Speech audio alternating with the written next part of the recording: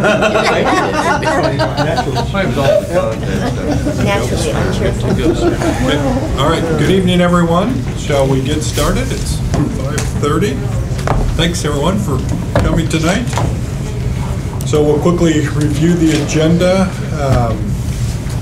We'll start out with public comments, and then commissioner comments will follow. Then we'll review and approve last month's meeting minutes. Then Sergeant Felony will talk about de-escalation, and then the director's report. Director James, is this going to be your last report, or are you going to do one more?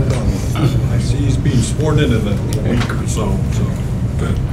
And then Captain Mason will talk about the investigations group, and then we'll do some community outreach update, and then we'll have some closing comments.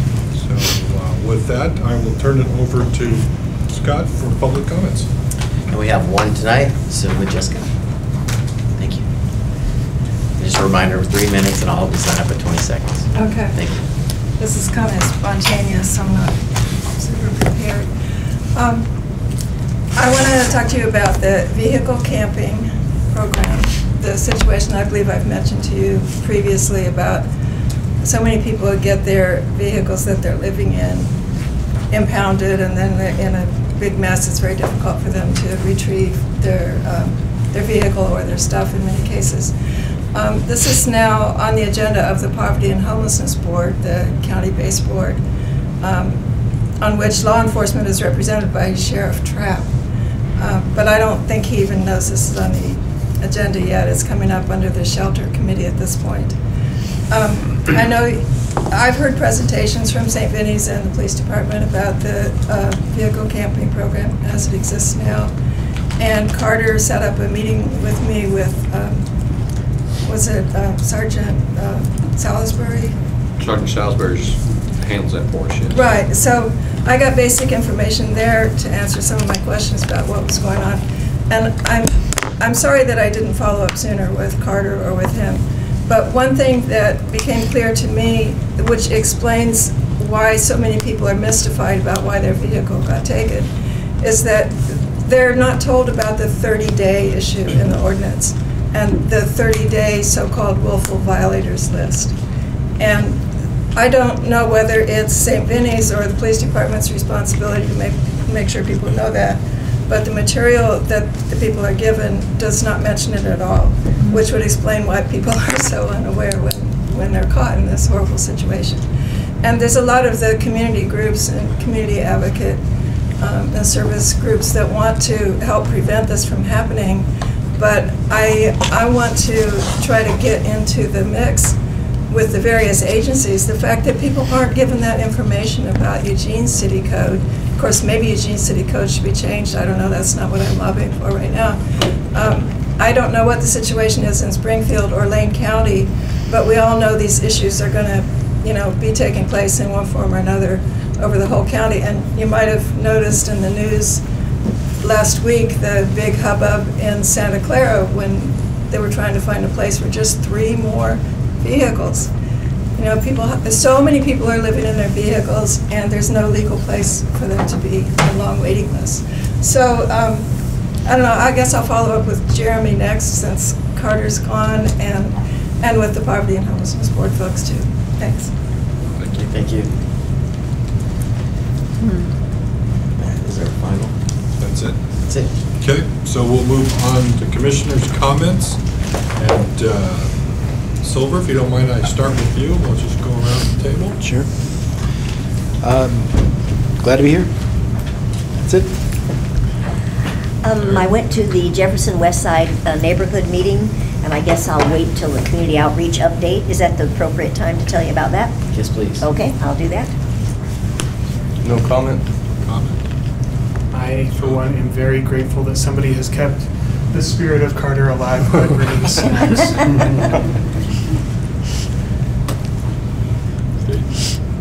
Yeah. Unless somebody's got an extra agenda. There's some right there. Oh, here's some over there. But that's fine. All right, I do have a few things, and first and foremost, I'll apologize for my recent absences. It's been a pretty busy work year thus far, so hopefully that will clear a little bit for me. Let me share the last couple of months at the CRB meetings. Last month we had Sergeant Williams was there. He delivered a report on the code of conduct and the status. And I would just say he did a really nice job on the presentation and on the code of conduct. And it's been a pretty collaborative effort, and I'm really hoping that we're getting close to finalizing this policy.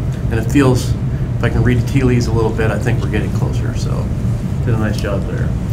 We also had a case review regarding a welfare check, and an officer appeared at a residence and was to look for the individual that might have been in some harm's way, and didn't clear the residence.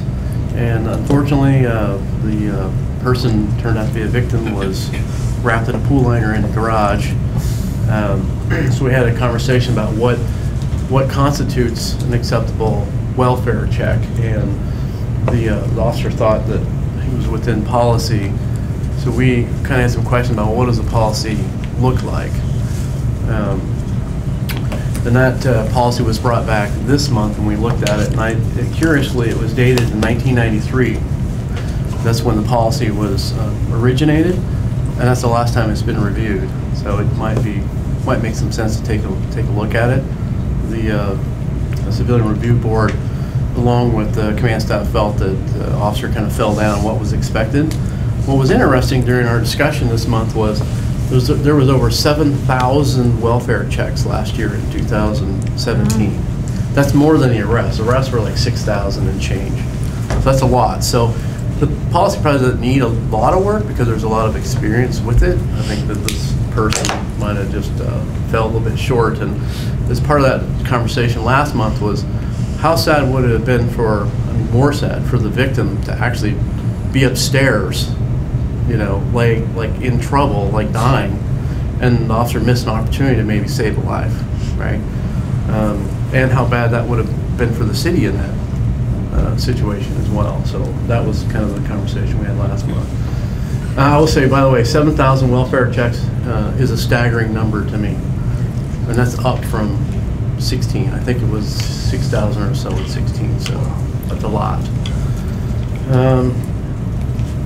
Let's see, what else here?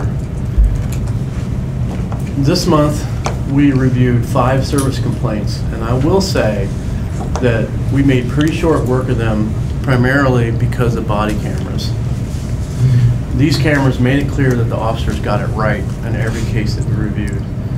We've been saying the cameras can protect officers from wrongful complaints, and I think these cases made that point evident this month. They were right on point. The discussion kind of led into a conversation about at what point does maybe the auditor's office summarily dismiss based on overwhelming video evidence as opposed to going through the process, because it's quite a resource drain, if you'll imagine, to look at these service complaints, and where it's, you know, it's not really in question when you review things objectively. Then maybe we just do everybody a service and just dismiss it as unfounded, or some level that we would just dismiss. So anyway, it was pretty compelling, and I think that those stories or messages should be shared with officers, that these things help. They're can be a shield. And kudos to officers that they got it right in some, which oftentimes are stressful situations. That's all I have. Thank you. Thank you. I have a traffic success type of comment. There's a school on Willamette near that post office at 33rd Village School. And for years it's just been 30 miles an hour speed limit, and people go 40. And then suddenly there was a sign saying school zone 20 between 7 and 5. And frankly, there are hardly ever children out there. But in the next stage, they put up a sign saying, when children are present. Of course, people still do, because, And then, what was the next stage?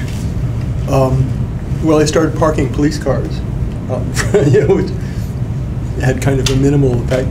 But to skip over some steps, they've now gone to a flashing light, and the 20-mile-an-hour speed applies only when there's flashing light, which is which has made, I think, a big difference. And now the last step has been one of those speed readers, radar governed speed readers that tells you your speed as you enter the school zone, and that has done it. People are actually slowing down.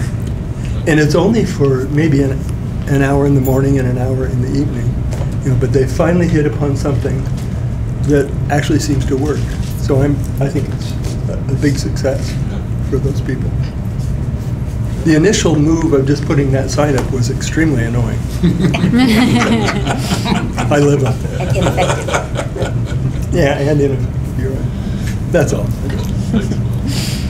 I'm just also happy to be here. Director, anything from you? I'll reserve my comments for my report. Thank you. I just noticed one article, I think with the TV station about the gangs, gang-related activity that was moving from Portland to Eugene, and I know that with the recent conversations we've been having about the investigators, and maybe a topic of conversation in the future might be the interagency agreements, and how do you communicate? Because your workloads are pretty high right now. How are we sharing that information and making sure that some of these folks are being watched or what have you, that we're aware of activity. So it was a pretty eye-opening article. So just want to thank everyone for coming tonight. And Jessica, I think we have the car camping policy to be re-looked at again in this year's work plan. So I think we're trying to schedule that sometime later this year to go back and look at that, because I think there's some of that will help what you're kind of talking about, getting that message out to people about. Yeah, what but the you'd have rules to are. look at a broader context than just the policy. Yeah. But we can only do what we can do. So, Right. yeah. That's Okay. why it's not just for you guys. Yeah. We'll look at the literature that she was referring to and see if there's anything in there. Thank you. Good. Now we'll move on to the review and approval of minutes. Anybody have any comments, corrections? Scrivener's error, my last name has an S at the end. Okay, we'll add an S. Anybody have anything else? I will entertain a motion with that one correction. So moved. Second? Second, Scott. Okay. Any other discussion? Not? All those in favor, say aye. Hi. All those opposed? I'll abstain, considering I wasn't here. Okay. Me too.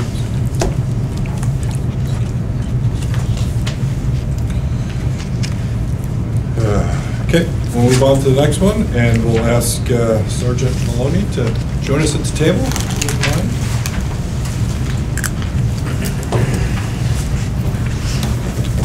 Second right here. Wherever you'd like. Tell me a little bit about yourself. So, my name's Sergeant Maloney. I've been employed here since 2004. I've been a sergeant for approximately 5 years. When it comes to this presentation I'm going to go over, I'll kind of sit down so it's the same level down here. When it comes to presentation, I've been a defensive tactics instructor for approximately 10 years, and I've been the sergeant of the program and all the use of force reviews and that kind of stuff for approximately 4 years now. And so I review every single use of force within the department, so anytime force is used on the street at all, I review every single one of them.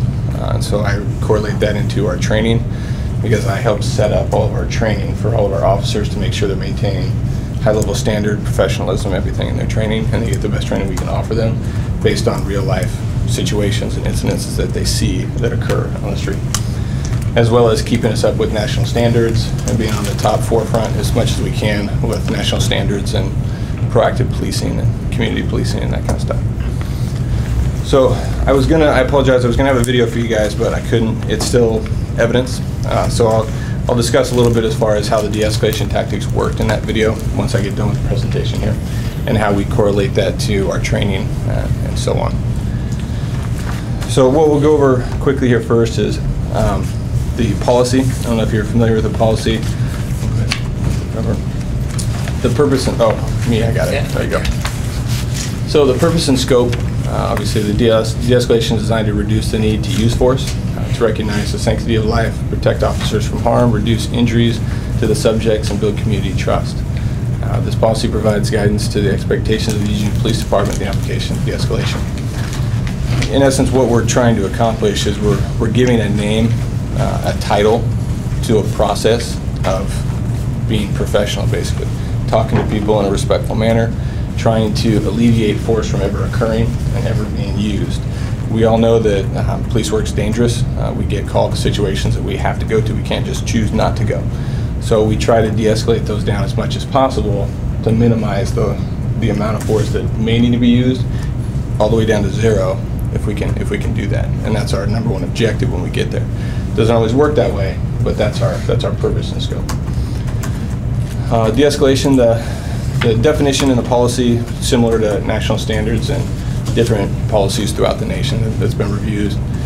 Tactics and techniques used by officers when safe and without compromising law enforcement priorities, which seek to minimize the likelihood of the need of use of force during an incident and increase the likelihood of voluntary compliance.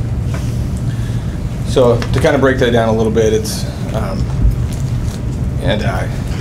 the way I kind of explain it a lot of times to newer officers when we're talking about de-escalation, since it's fairly new as far as a concept, right? It's trying to build this whole concept together of how to talk to people, how to communicate with people, and how to communicate in a better manner as to not elicit a negative response, especially in high-stress situations, which are typically the ones we get called to. So we build these in through training, scenario-based training, videos throughout the nation of different officer-involved incidences and that kind of stuff, and trainings that we go to outside.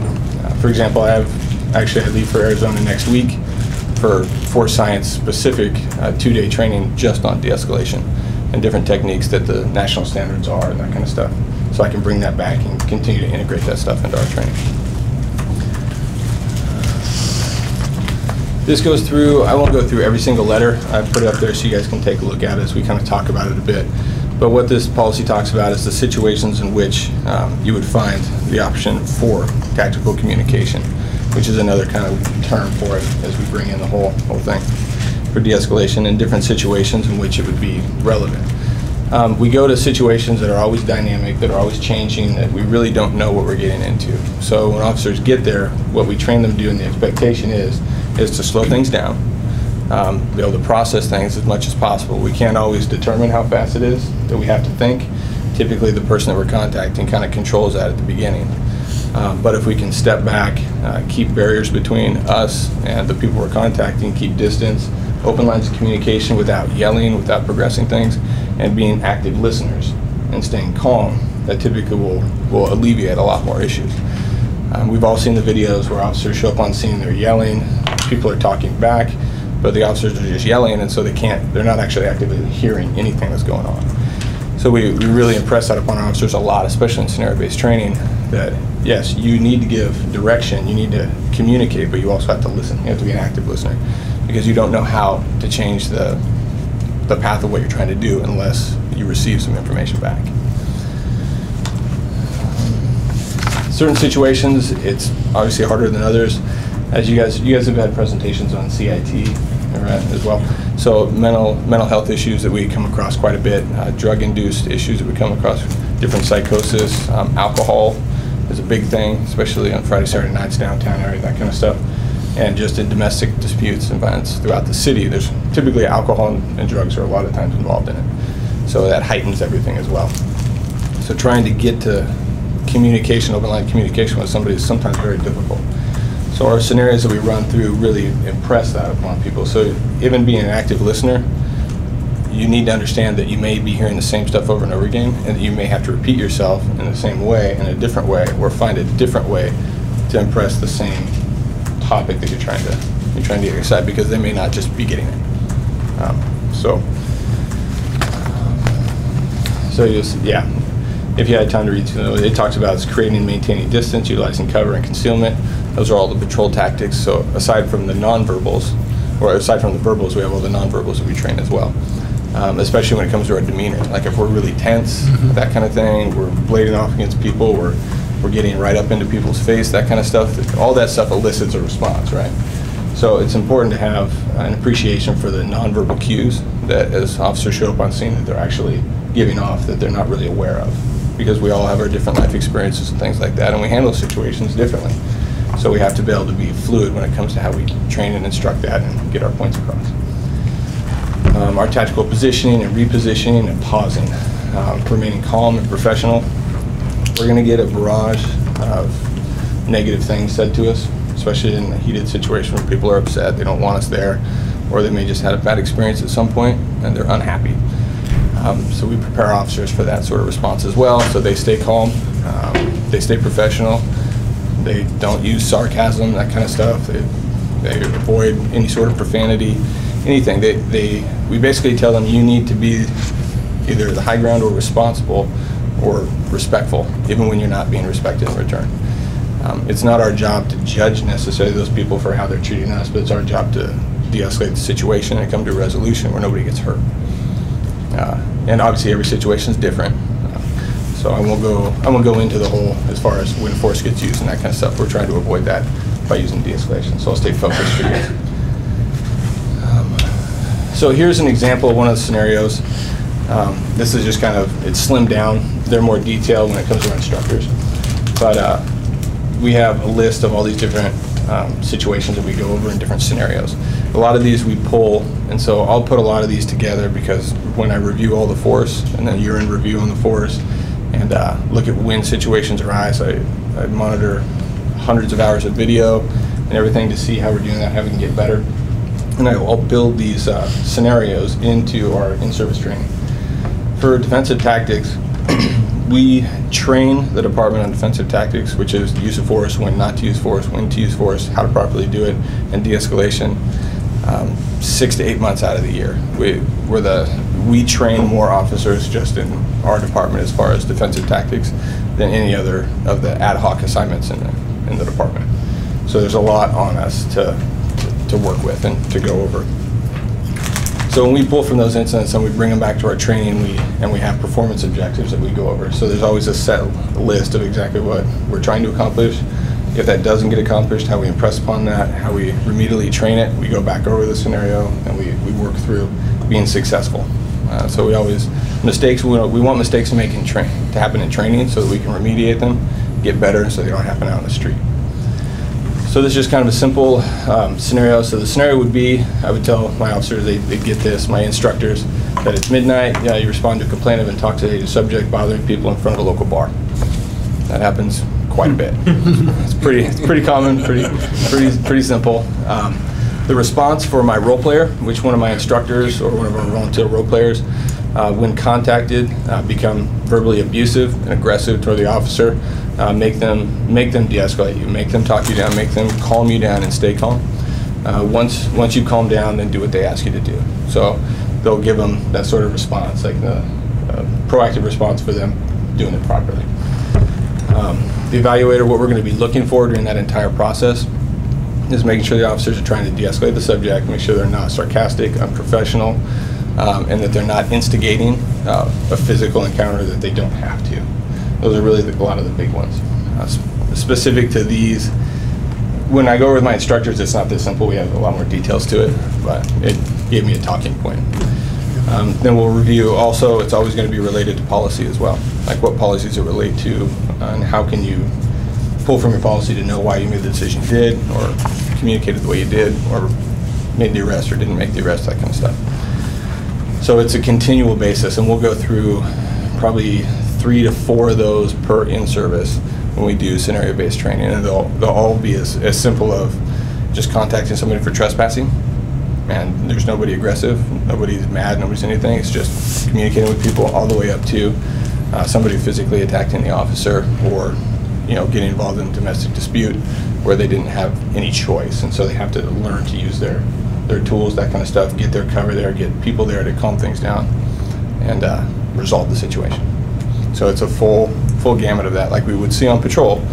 We make a traffic stop, talk to somebody normal, they just made a mistake, say hi, and then we go to death investigation, or we go to somebody just got beat up severely in a domestic dispute, and then we clear that and we go and we get flagged down by a kid that wants to see our police car. It's this, that's what we do on a daily basis. It's up, down, it's up, down. So our training is going to go along the line to that. So that brings in all that de-escalation of being able to stay calm, communicate, use your tactics, use your physical cues in an appropriate manner when contacting people, regardless of the previous call you've been on. So you're always kind of slowing things down as much as possible and staying calm and using your head. So this incident here was the one I was going to show some video on. Officer Jensen and Officer High were completely okay with it. I talked to him, but due to some fine print and that kind of stuff, it's not cleared yet. So we got redaction and everything else, so I can't show you guys the video. But I can kind of give you a little brief summary of it. So while on patrol, Officer Jensen observed a male and female in dispute on the sidewalk in front of a local bar downtown. And the reason I pulled this scenario is because it was very similar to the one from training that we have. Both involved were yelling at each other, and Officer Jensen and High are standing across the street watching it because they're in the downtown patrol, and it's very busy, right? So they're trying to see if they're going to separate or what's going to go on with it. The female starts pushing, and I won't read it verbatim, I'll just kind of explain it to you. The female starts pushing the male, ends up being her husband. It's a husband and wife, they're both heavily intoxicated. So that's when they decide, we're going to go separate them. We can't let anybody get hurt. And the male starts pushing another male who's trying to defend her, and it becomes this little melee. So the entire time when they contact them, which is really great that they're thinking about this stuff, is they don't raise their voice, they don't yell at them, they don't do anything, they just ask them to separate. They bring their presence into it, they stay calm, and they continue to talk to him. They find the guy's friends, and the friends try to get the guy to go, and he continues to get in the face of the officers, yell at him, cuss at him, berate him, I pay your salary, all this other stuff, as well as some racial slurs, everything else.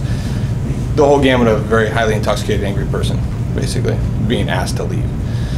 So they finally, at one point, they say, well, she's okay, she's separated, we're separated, let's walk away. Let's walk away to the other side of the street and create space, get ourselves out of there so that we're not the threat to him, and let his friends take him. So they started doing that, then he started fighting with his friends, then he broke through them and ran back and got in the officer's face, ran across the street. So they still stayed calm, and they kept distance to him. They called for more cars. At that point, they know that he's going to be a problem. He's going to continue to act disorderly and menace people downtown, so they need to do something about it. But they stay calm, and they ask for cover units to come in quietly so that it doesn't amp things up, because we know our sirens do that as well. It's part of that whole tactic. And then once they get people there, then they can go and give them instructions to what they want to do. After about 3 minutes of that, they stayed calm, tried to communicate with him. He kept yelling, everything else. Once the other officers got there, they instructed him what to do. He was cooperative. We were able to take him into custody with no fight, no incident, no anything. Which it was just a good example of, at any point, if they had tried to go hands-on earlier without employing some sort of de-escalation techniques, creating that distance, thinking about how to keep it calm, it probably would end up in a physical fight in the middle of the street, when bars are closing, which is more dangerous for everybody. Not only for the officers involved, the citizens involved, but all the officers showing up at a high rate of speed, across town, and then showing up, and then everybody else getting involved.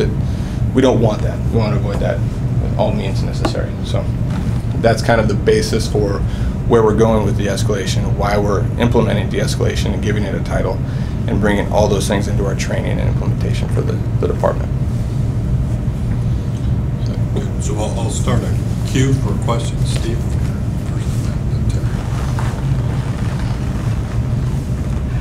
Go ahead. Okay, thanks. Thanks, appreciate that. That's something that's been near and dear to the Civilian Review Board for a number of years, so really appreciate your efforts there.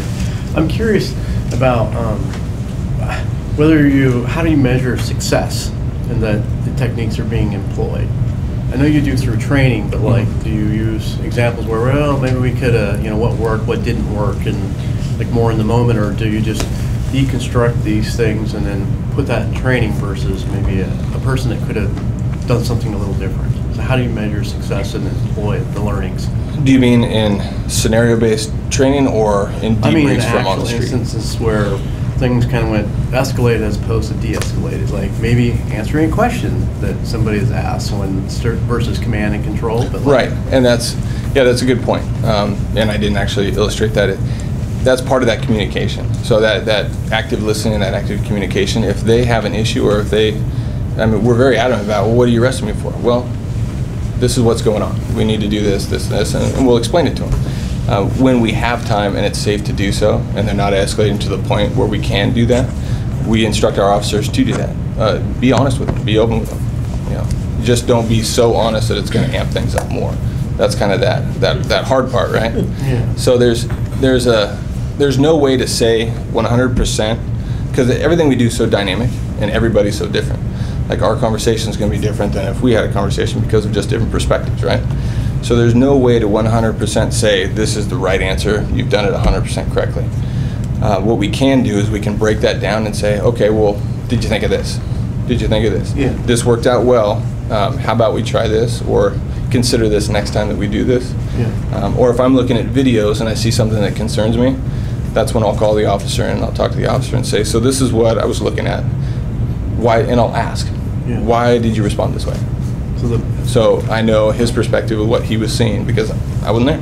Right. And we can watch videos, but there's just no way to know 100%. Right. So the first half of the question is like it's like an iceberg. It's big and it's hard to turn. It moves slowly. Yeah. So we're kind of trying to turn the culture a little bit. And that takes practice, right? And it takes like we have to have some way to measure whether we're turning that iceberg and we're moving that culture. And I'm just wondering, are there things that we look at to monitor or measure that? Yep, looks like we're seeing these things employed, these de-escalation techniques and efforts more often than not. How do you know that they are versus?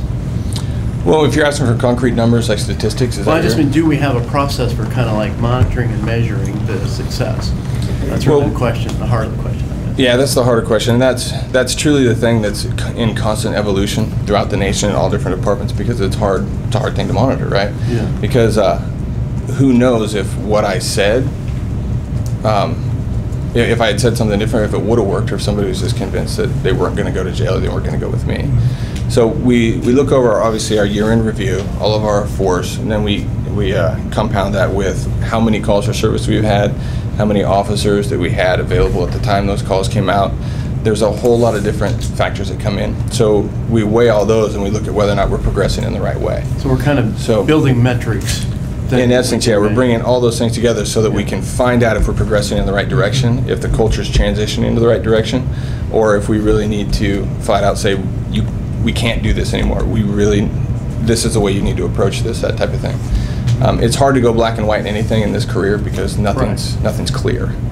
So, but we do have a way of tracking it. It's through our year-end reviews and our statistics and all of our force reviews and all the stuff that we do through our blue teams and all the force that's taken. The hard part with that is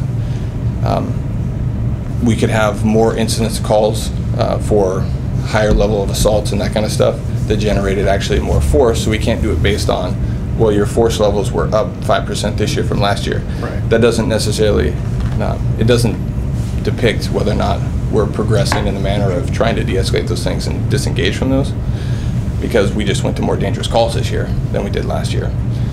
So. Well, I appreciate the feedback and the comments. The last thing I would just say is I really enjoyed hearing the focus on the nonverbals as well, because about 60+% of information that gets transmitted is nonverbally, so it's really important. Yeah. So, thanks. Very much so. Thank you.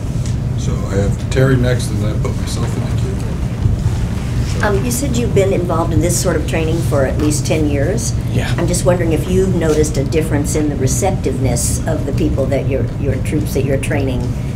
Has their thinking evolved so that they're, because it is a new, relatively new. Yeah. I just wonder if you've seen an evolution in the ready to accept what you're saying is the way to do it, rather than through control or Just force. brute force and ignorance, that type of thing. So It worked for years. Yeah, it did. It did. Not well, but Exactly. So the short answer, yes, I am seeing it. The long answer to that is that you have to be careful when you're trying to change the culture of something, or you're trying to interject something new to training, that it doesn't become a catchphrase and really get kind of discarded.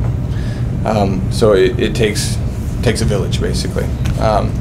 So the thing is, we've always had these things like verbal judo, tactical communication. These things that have been kind of thrown at us, these gimmicks that we've gotten. They sell hundreds of videos, they throw them at departments, and people look at them, they try to implement them, but there's really no process for that implementation.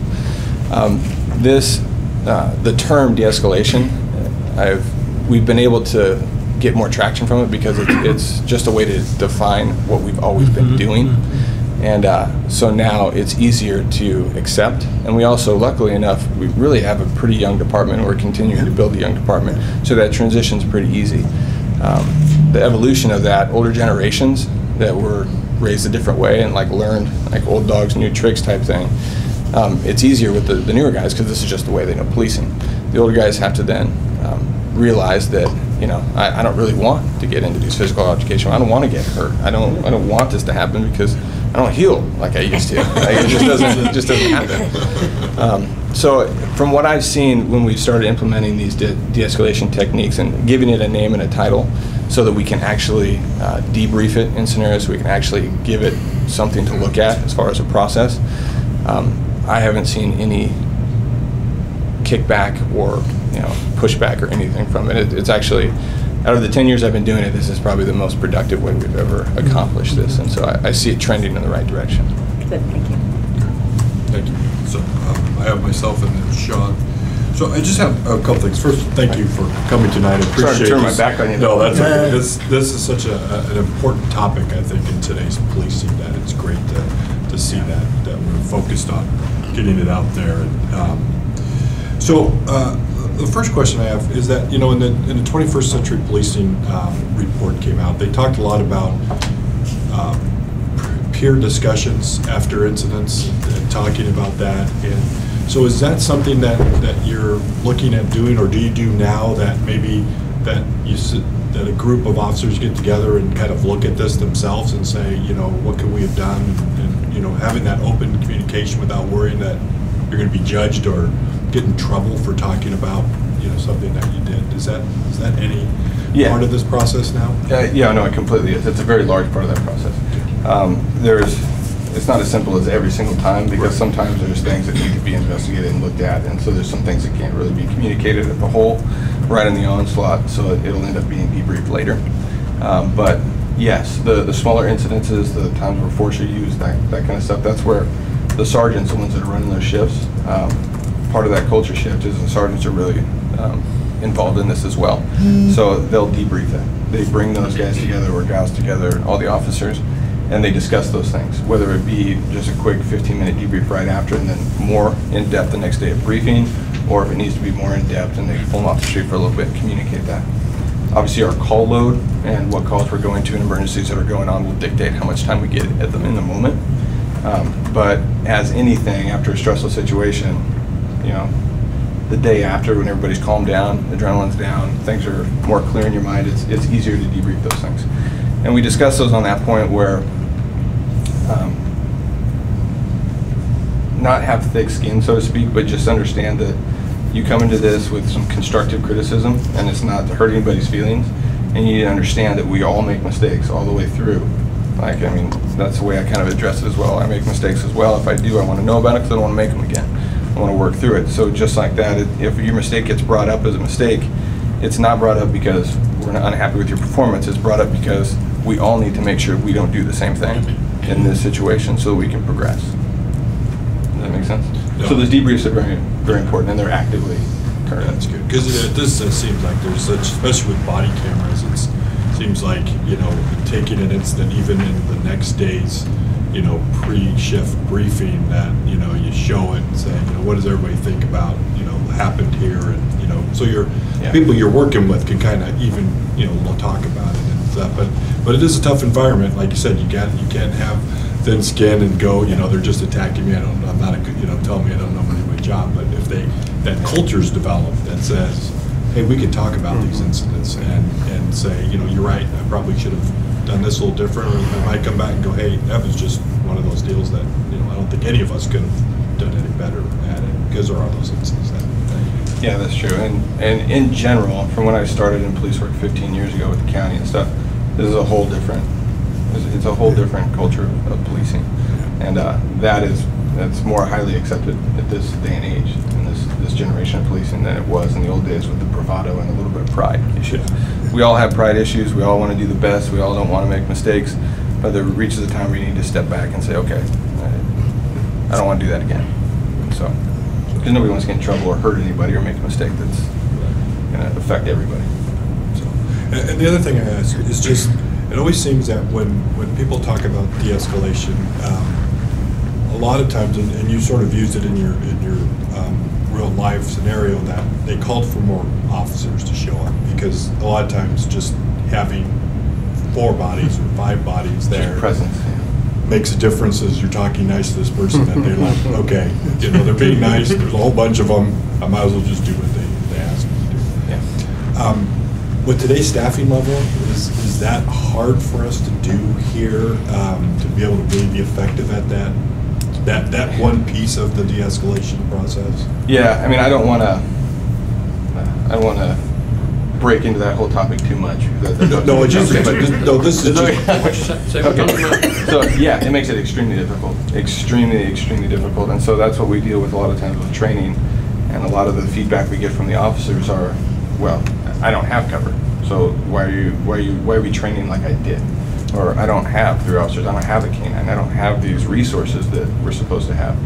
So in situations, that's why, and what we reinstill in them is that's why we're going over this sort of stuff. That's why we're building this, slow things down, keep your distance, find out, make sure you have the resources you have before you have to make decisions. The unfortunate part as a police officer, like I kind of said at the beginning, we don't get to say no. Like when they send us to a call or somebody calls for help, we don't get to say, I don't really feel like doing that. So we have to go, whether it's me and I don't know if somebody's going to clear and help me, or if it's just me and another guy or a girl, we have to go. So the staffing completely changes. So how many officers and resources you have when you show up changes this whole tactic. I think that's, and I appreciate you answering, because I know that's a tough one to answer, because it is, I think it's important as we look at going forward here, that if we want a police department that does these tactics, that does that, we need to think about all those resources that go into that, to do that. And so it's nice to hear that, you know, that really does play a big part when we're talking about keeping things, you know, calmer, and you know, the goal being 0 use of force in as many situations as we can. That helps to do that. And for example, that situation I was talking about, it took a little over 3 minutes for another officer to get there. And in a metropolitan city like we have here, that's a long time. And if you've ever been involved in somebody being in your face and the potential to be in a physical fight with somebody, 3 minutes is a long time. It's a long time. It's a long time to kind of remain calm and kind of hope people are coming, that kind of stuff, and getting people there. And then we got, in this situation, got another 2 people, so it ended up being 4, and he just kind of, he surveyed everything and decided to go with the program, so to speak. So it was, the presence helped, but it took time. And it's, if he at any point he changed his mind before that, it would have been, could have gotten pretty ugly. Well, thank you. So I have Sean, and then Will, and then Steve. You mentioned at the beginning that your job is to, any time that force is used, you review it. Yes. Do we have a mechanism whereby, you know, we review the times when they successfully de-escalated a situation and point out like where they did, like how that worked and where that went well? No, we don't have a mechanism in place for that. The mechanism we have in place is a way for us to take statistics and standards and learn from and review when force is used, since force is obviously not the most optimal thing. Because I'll be honest with you, 95% of the time our officers resolve those problems exactly the way it needed to work out, and they handled things really well, and even in stressful situations. A lot of times we don't even hear about that because it's our job, right? So it's hard, because if we were to try and track that, trying to track that and then still respond to other calls and then write more reports and do that kind of stuff would really, it would bog things down a lot, already more than it already is. If we had unlimited resources, I'd love to see like a de-escalation of the month where officers submit their best de-escalation. The new budget. Well, and you hear people talk and like different things, and they'll come and luckily for my position, they know I do all this stuff, and they come to me with force questions and that kind of stuff. So I get to hear a lot of that. So, and I get to put those out on C-briefs and that kind of stuff, and I get to learn from that to transpose that into training as to how it went well, like how it worked out perfectly. So I get to hear that because they come and tell me, but if it wasn't for my position, I may not know. I really want to make sure we do acknowledge those 95% of calls. Oh, yes. That's it. Will and then Steve. I really enjoyed this. I think I'm a complete supporter of it. On the right track. But my brain has been doing, I think I'm taking a U-2 flight, or maybe it's just a drone, you know, high-level view of this. It seems to me likely that if officers in general have de-escalation kind of on their mind, they're thinking in terms of this, that one effect of it will be that on average they take more time. Yes, it definitely increases our call time. Yeah, and that of course puts stress on staffing and being able to respond to other things, and being able to initiate things yourself and all that sort of thing. So what it really seems to call for is more staffing, I guess. Yeah, I mean, really, the simple answer is the more police officers we have, the more we can implement these things. Yeah, the better is you know, going to work. we have to work with what we have at this point and Gotcha. work toward getting the resources we need. But yeah, that's a big part. Our calls, I don't have the numbers in front of me right now, but our calls over the last year and 2 years, we've been implementing a lot more of this, tactical communication and de-escalation. They've actively gotten longer. Like, the statistics support the fact that we're on calls longer. Yeah, We've seen those. You've seen those. We've seen Yes, those we've seen charts. those. you expected. Yeah. I recently read a number of things on de-escalation, just because I knew it was coming up. And some departments claim that their complaints have fallen off pretty sharply. I don't remember the numbers, but the Dallas Police Department claimed this, for example, since they've instituted de-escalation policies and trainings with their officers. So that might be one index of course, there could be other things involved as well. But Yeah, right now it's hard to tell whether it's simply the fact that we have body-worn cameras. yeah, they mentioned that. Or if it's how we're progressing toward this. But over the last couple of years, our complaints have gone down. Yeah. That's all I had to say. Good. Steve? One more thing here. I know, just to follow up, so calls may take more time, but that's where I'm kind of talking about metrics and measures, because their overall time may actually be less where you successfully de-escalate a situation. We'll end up at that residence less amount of times, is that what you mean? Right, or maybe taking somebody into custody otherwise wouldn't take into custody if you're able to de-escalate something, or get into a fight or an injury or transport. I mean, like, all kinds of things can like add to the overall time of a call. Good point. So like those would be helpful to tell a story if we could somehow measure that. Something you said earlier, I'm trying to get a little clarity here.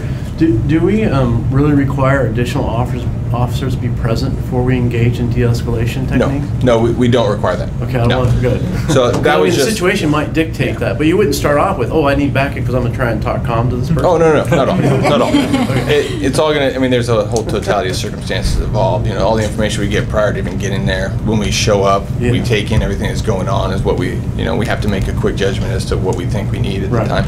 So all that bleeds into it. So it's, standard a call, you're gonna go with 2 officers, and then that's what it's gonna be, and then you'll assess and adjust from there. All right, good. Yeah. Successful de-escalation would actually limit the need for additional. That's exactly it, yeah. Okay, thank you. But like the situation, it's because I was talking about that scenario.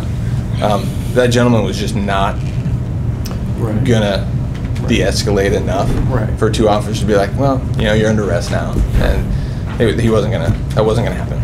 So once he started kind of looking around and seeing that he wasn't going to necessarily win that fight, just because of our presence alone, then he went with the program, so to speak. Sounds kind of crass, I guess, but that's all right, thanks. Good.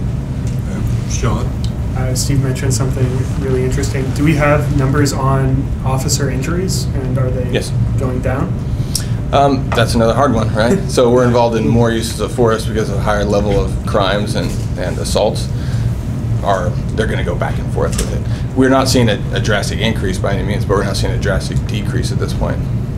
But our force, it's a hard one to answer. Without showing you the numbers, really, it's kind of a hard one to answer. And I don't want to throw out fantasy statistics for you just because. If the injury rates are staying the same and the number of, calls that we're answering is going up, then that would show Well, the injury rates are about staying the same, but the force that's being used is less likely. So, especially when you're implementing something like de-escalation, where you're really trying everything you can not to get involved in physical altercation, and one occurs, that means one was gonna occur, and it's gonna be a higher level of force, and somebody's gonna get hurt.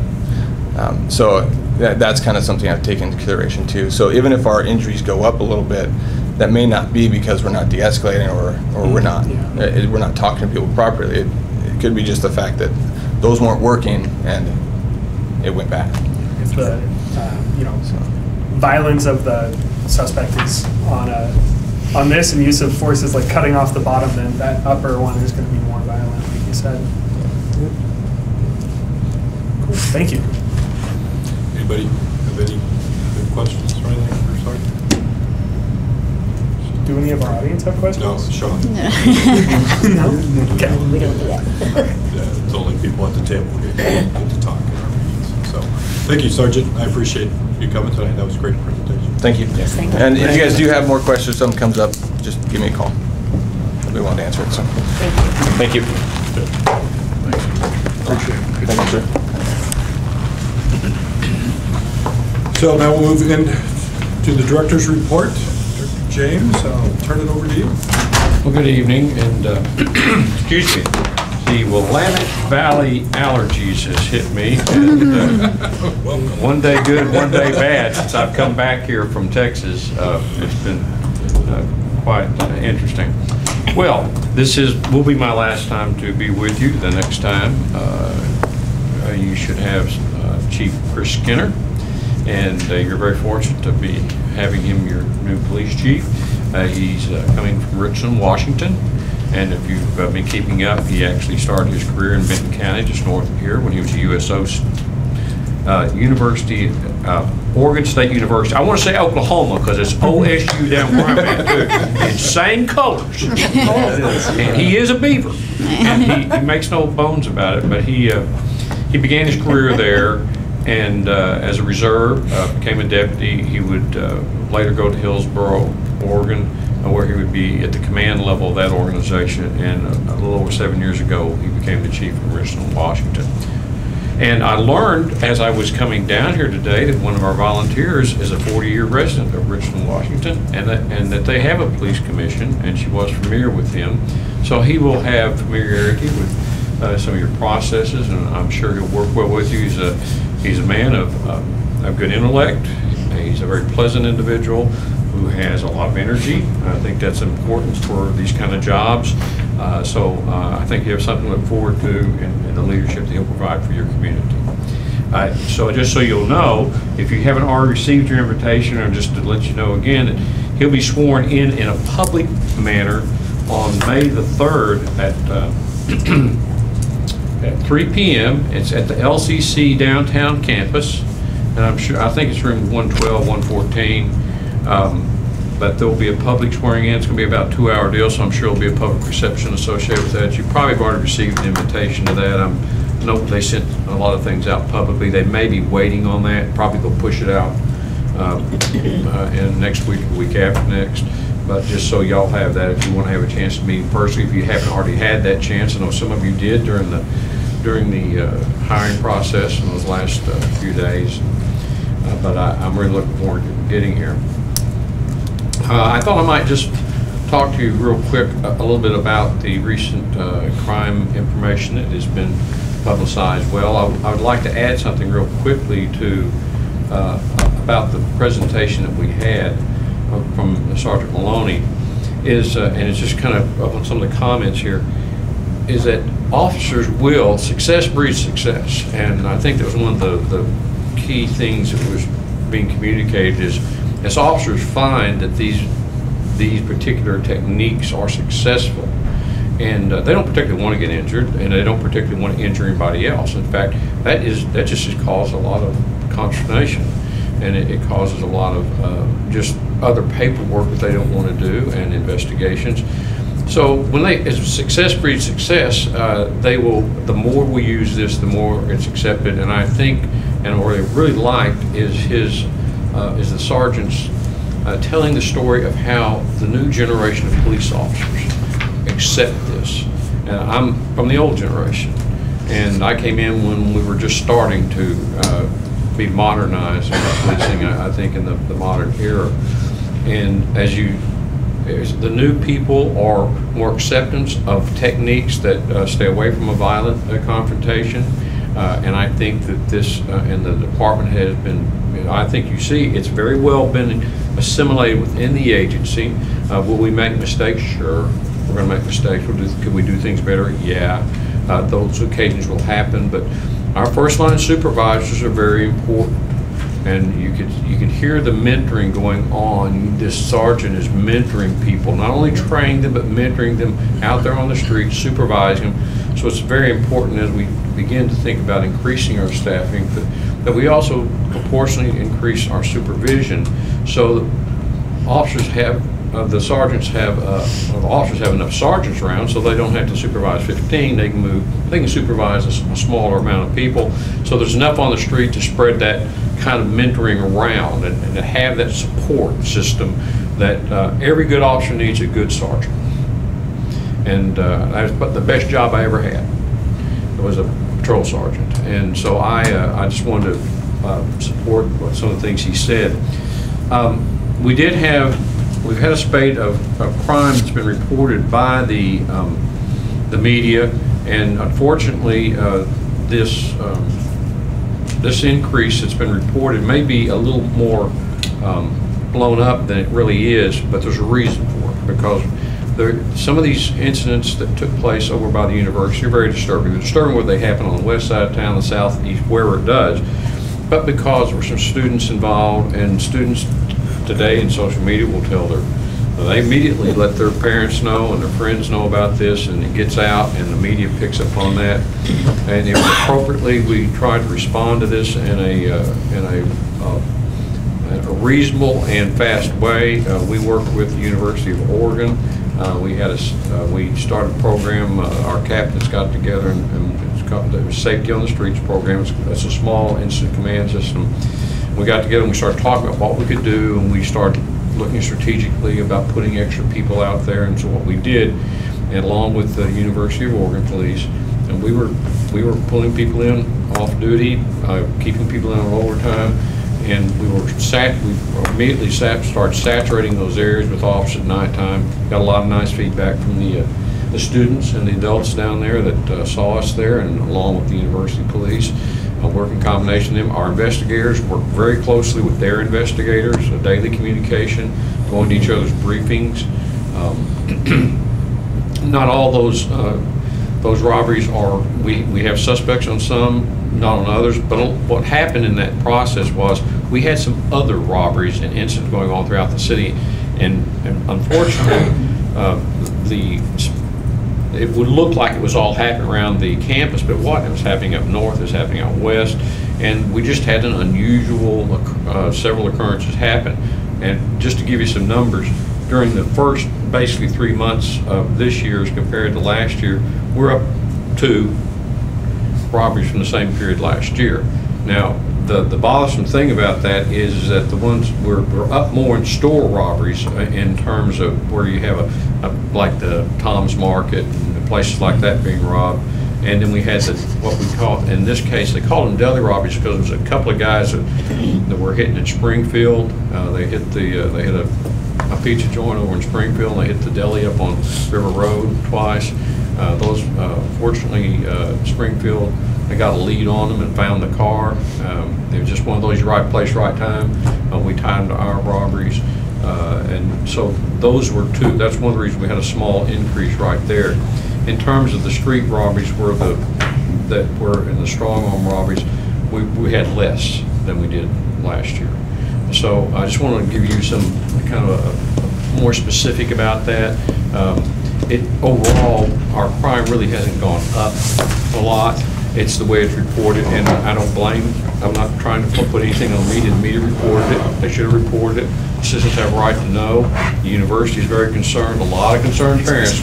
Between the university, they did a lot more responses to the parents than we did, but we probably had direct contact with about a dozen or so parents who called or emailed us through the public website. So I want you to know we've tried to respond to that as best we can. We had a kind of a closing meeting today. Right now, we're kind of suspending that project until such time as hopefully we don't have to start it again. But we put a structure in place so that if something starts again, we will immediately begin again. These things, if any crime doesn't go up over about 5% in any given large period of time, it can be random. That's just the statistical side of things. So they'll fluctuate. I've studied crime statistics for decades, and so we haven't seen that kind of increase over a long period of time. Over a long period of time, like a year or something like that, when you start seeing those patterns change. So that's the good news. The bad news is we continue to have robberies, and we will have them. Some of them have been very disturbing. And we've had not only robberies, we've had people acting badly, and those things have kind of come into this, and we're still experiencing situations where we just can't get to people. And unfortunately, it affects people who are at this table. And we don't like that. It's not the way we'd have things to be. Just as I reported to you and to our council back in February, we would prefer to be able to respond to everything in a reasonable amount of time.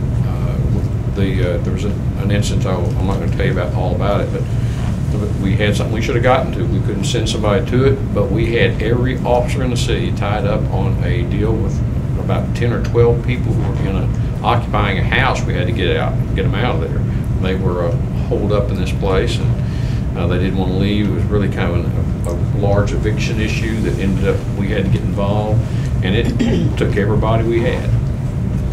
And that's on most days we just meet our minimums, not much over our minimums, and a lot of days, and we'll be giving this information later on to you and the council. I've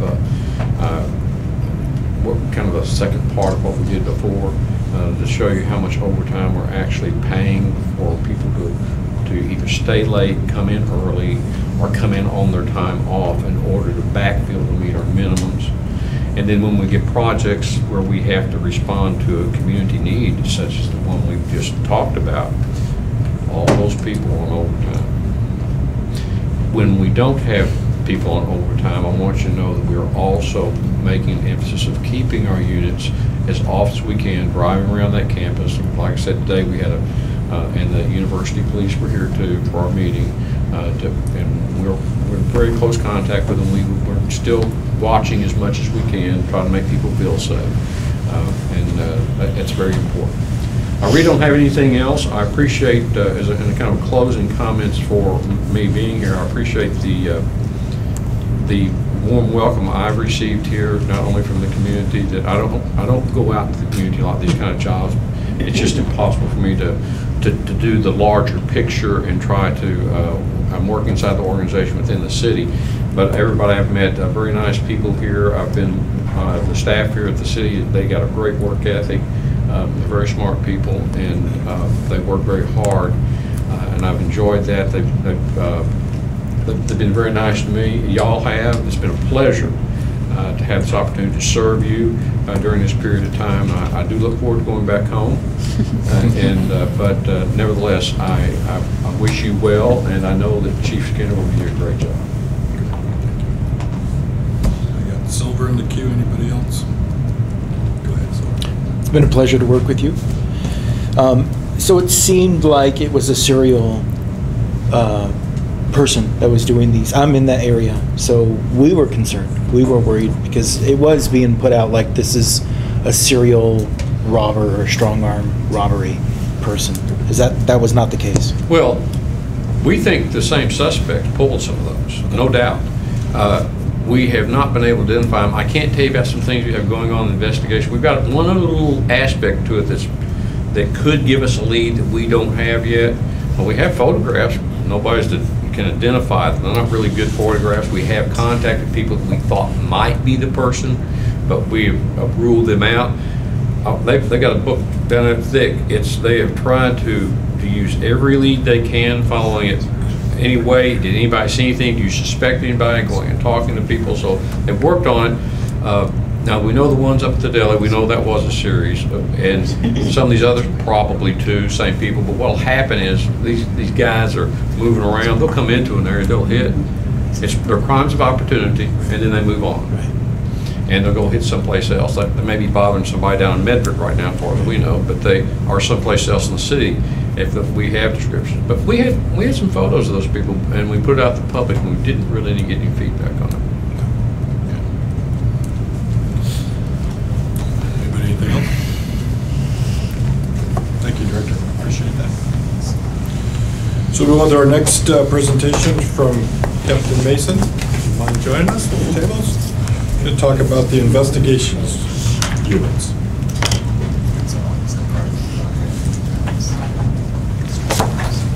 Good evening. I'm going to let you drive. I'll let you go. Carter used to push the button for me. I'll push the button. You want me to push the button? Is he allowed to push your buttons? I think I push his buttons. All right. Anyway, Carolyn Mason, I'm the acting captain for investigations right now, as well as internal affairs and probably something else I don't know about. And just to kind of touch on, one of you guys asked about officer injuries. I think next month, IA is scheduled to present our IA annual report. Ring a bell? Yeah. And we'll have those statistics for you then. I don't have them off the top of my head, but we've already prepared them, so. We already expect so much out of you. Yeah, well, okay. So today, I have a presentation on investigations, and I hope that it answers your questions. I got, let's see, which one do I push here? Carter relayed to me that these 4 questions, which were how are cases assigned, when do cases get dropped, what are the caseloads of the detectives, and what resources do we need? And I think Kyle Williams was my counterpoint to kind of bounce these off of, and he's run off to Columbia. So before he left, he wasn't able to get me the answer. He is coming back. Yeah. Well, maybe. It's a service-based vacation. He's having way too much fun over there. So anyway, I'm going to do my best to answer these questions and provide you with a little more information. I hope that is kind of getting to what you were hoping to ask. And I got notes on here, so I'm going to double dip. So I wanted to start off first with our organizational chart for investigations. We have 48 positions actually assigned to Investigations Division. Currently we have 5 vacancies, and I've listed them here. But anyway, I have an admin assistant, a lieutenant, 3 sergeants that run the violent crimes, property crimes, and / financial crimes special investigations division. And then also our evidence and forensic units are non-sworn supervisors. And then it's got the breakdown of the individuals in each of the units. Our violent crimes is 1 officer short right now. Property crimes is 1 under, financial crimes is 2 under, and our SIU, Special Investigation Unit, is 1 under. We are hoping here at the end of May or early June to actually fill 2 of those positions. It's dependent upon our patrol staffing. We kind of draw from that, so when they get, we'll call it fat, when they get to a certain predetermined number of officers that can manage the call load without overburdening them too much, then we're able to siphon detectives off to fill these other assignments. So we'll fill a violent crimes position, and then one of the financial crimes positions was the choice there.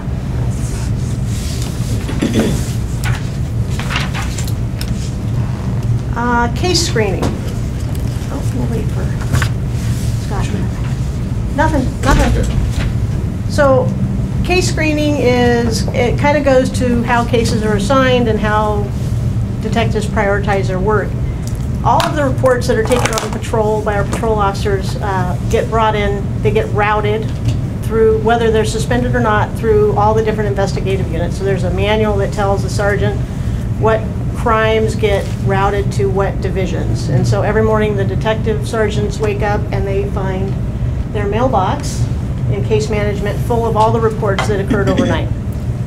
And they go through, I call them the solvability factors, which is kind of a national name for the triage list. And the sergeants basically, they look for Is there a named suspect? Is it likely to be able to identify a suspect? Do we know where they're at? Do we have witnesses? Is there evidence? Is there anything in this report that's going to help us identify the offender of this crime? And if there is anything in there, then they assign it. And how they assign it is based on a number of factors. So they can assign the case either to a detective if it meets the crime status. So felony crimes traditionally are assigned to detectives. Misdemeanors or below will oftentimes be assigned back to patrol for follow-up. Sometimes the case, if there isn't any solvability factors or likelihood of solving it, we'll suspend it at that point. We do even get the suspended cases, so if patrol suspends a case because they don't feel there's any leads to investigate, they'll suspend it, but we still get the case, and the detective sergeant will still have to read the case and say, is there something there that I want to move on? Is it related to something else? So once they make a determination that they're going to assign it to a detective, they have to decide which one to give it to. And that's kind of based on a number of factors. So current caseload, how many cases the detectives have and who might be up for a new case. Their availability, so if they have trial for the next 3 weeks, there's no point in giving them a fresh case to go work, or if they have vacation. And also if they have a specialty. So a lot of the units, they have, I'll call them generalists. That's one of the words Tim liked to use, one of the sergeants. But like, for instance, in violent crimes, we have one detective who does all the domestic violence cases. So he gets all of them unless there's some underlying factor that he couldn't get them. Homicides, there's generally a smaller pool of detectives who get assigned as a primary because they have more experience and training. So anyway, all of those are taken into account. We'll talk about caseload in just a minute. And then violent crimes, Measure 11 cases are all assigned regardless of solvability factors. Here's the tricky question. Do you guys know what Measure 11 crimes are? Yep. I didn't think so. There they are. Oh my goodness. They're all pretty much felony crimes related to person crimes, and they carry a minimum mandatory sentence. So if convicted, the judge can't change what the sentence is on it. And you can go look it up if you want to see what the minimum sentences are for them. But violent crimes assigns all of these back to the detectives just to go through them to review to make sure that there's not something there that they want to look at, that it's not related, or that they want a second set of eyes on it. I don't know how to go back. So the other thing that I missed on the other slide was that sometimes the detective sergeants will suspend a case at intake because there may not be something that's obvious, but they might know that fingerprints were lifted at the scene. So instead of assigning that to a case to sit on somebody's desk for 3 months waiting for fingerprints to come back, they'll suspend it.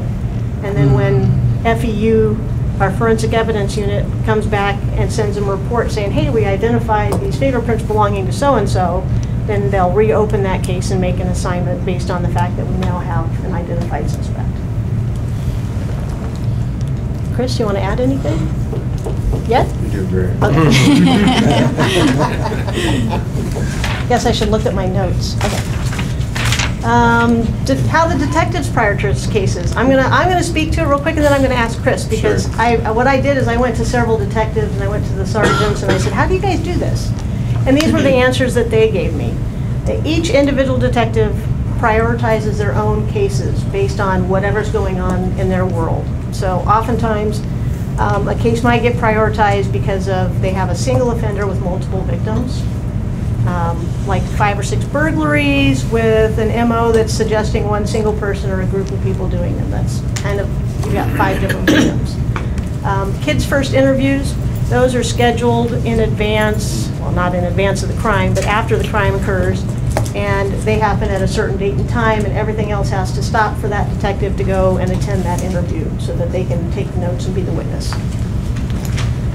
Matters of timeliness. So if there's interviews with witnesses that need to happen more urgently than others, evidence needs to be seized, all of that kind of comes with a new case. That's, the detective will put off whatever they've scheduled in advance and go take care of these things. Trial prep right now is a huge one for us, especially in Chris's unit, the violent crimes unit. We've got several murder trials that are prepping to go. I think one is maybe starting next week.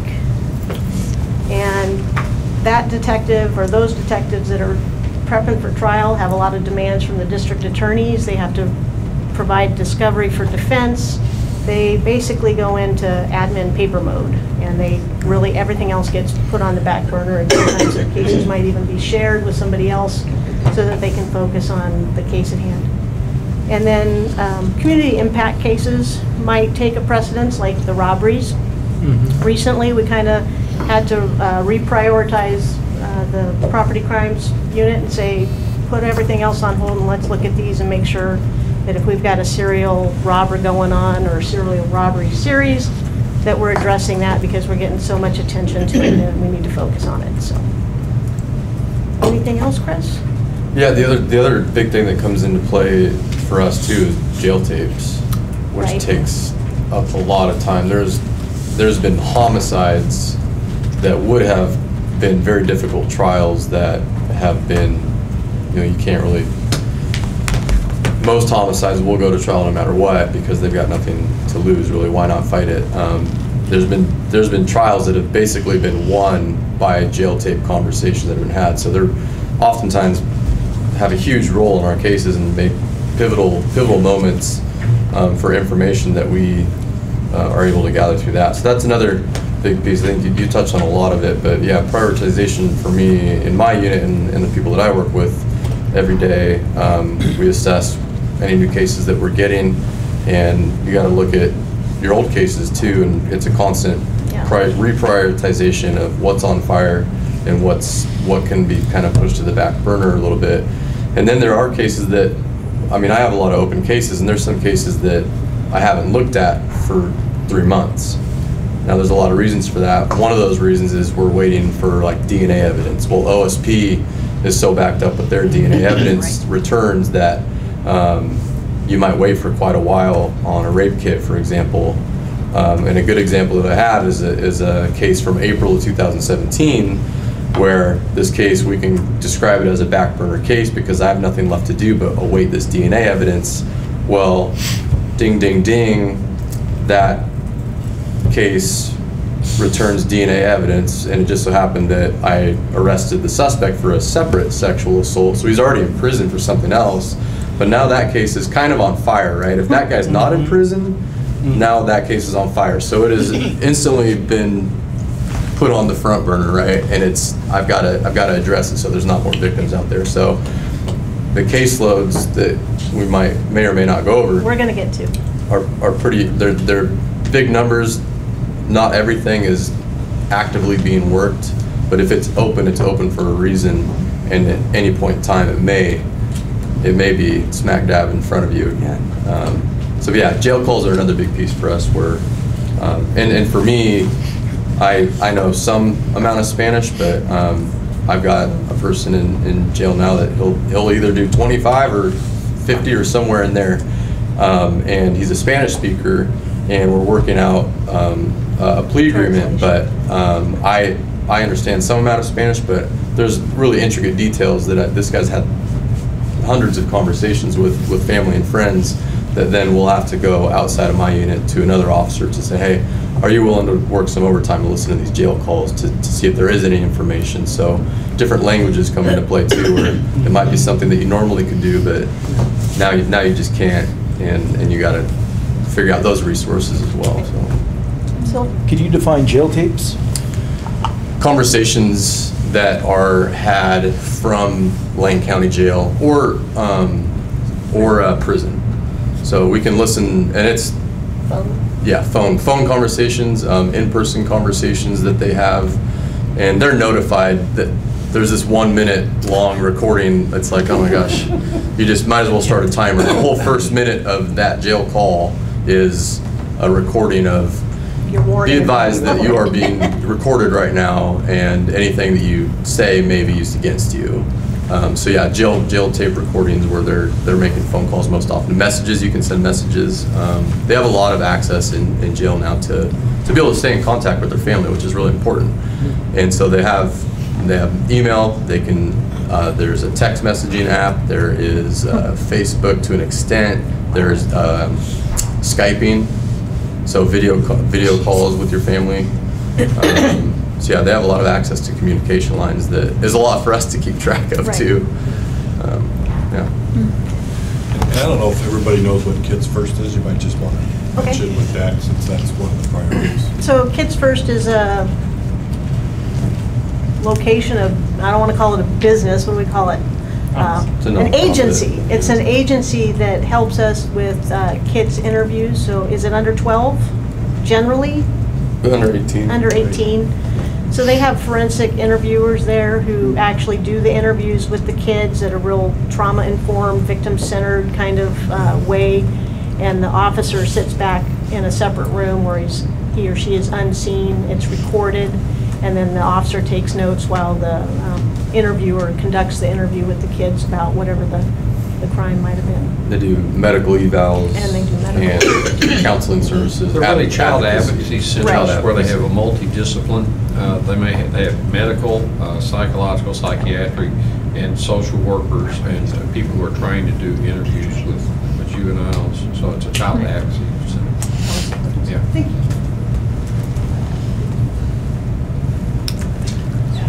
So we'll get a little more into the details of each of the units and the caseloads and their difficulties, but when we talked about referral or suspension, I think we're kind of getting into the question of how a case is dropped. That's because we're like, what does dropped mean? So I had to guess, and I think you guys might have meant when is a case suspended? Anyway, so this is what I put up there. So cases get referred for prosecution to the district attorney's office when an offender is arrested for the crime. And most oftentimes the detectives do all the investigation up front and then submit the case, and the DA makes a decision at that point whether or not they're going to prosecute or not. Sometimes there's additional follow-up that needs to be done, and that happens. Now, on occasion, a case can be referred to grand jury for an indictment when we can't necessarily find the suspect, but we know who it is. So an investigation would be completed, we'd line up all our ducks in a row, but we don't have suspect to go arrest because perhaps they're in California or they're hiding or whatever the case may be. So the case would be referred to the prosecutor to take to grand jury to get the indictment and a warrant. But most often, like I said, it's when we make an arrest.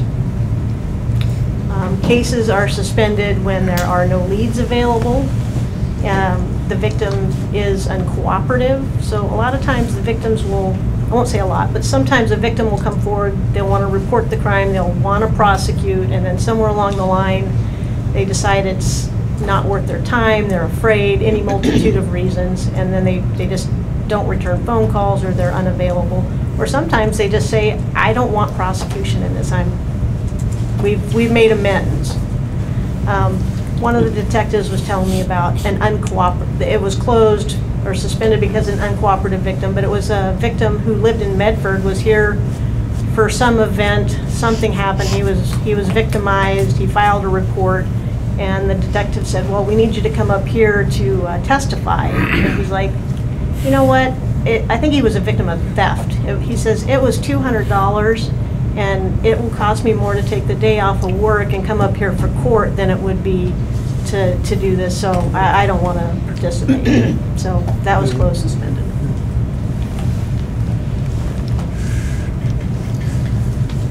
So we're going to just get into some of the specific units and their data, but violent crimes investigates felony assaults, all those Measure 11 crimes that we showed up there. These are the general ones: homicide, domestic violence, sexual assault and rape, child abuse, crimes against children, missing persons, runaway juveniles, criminal mistreatment.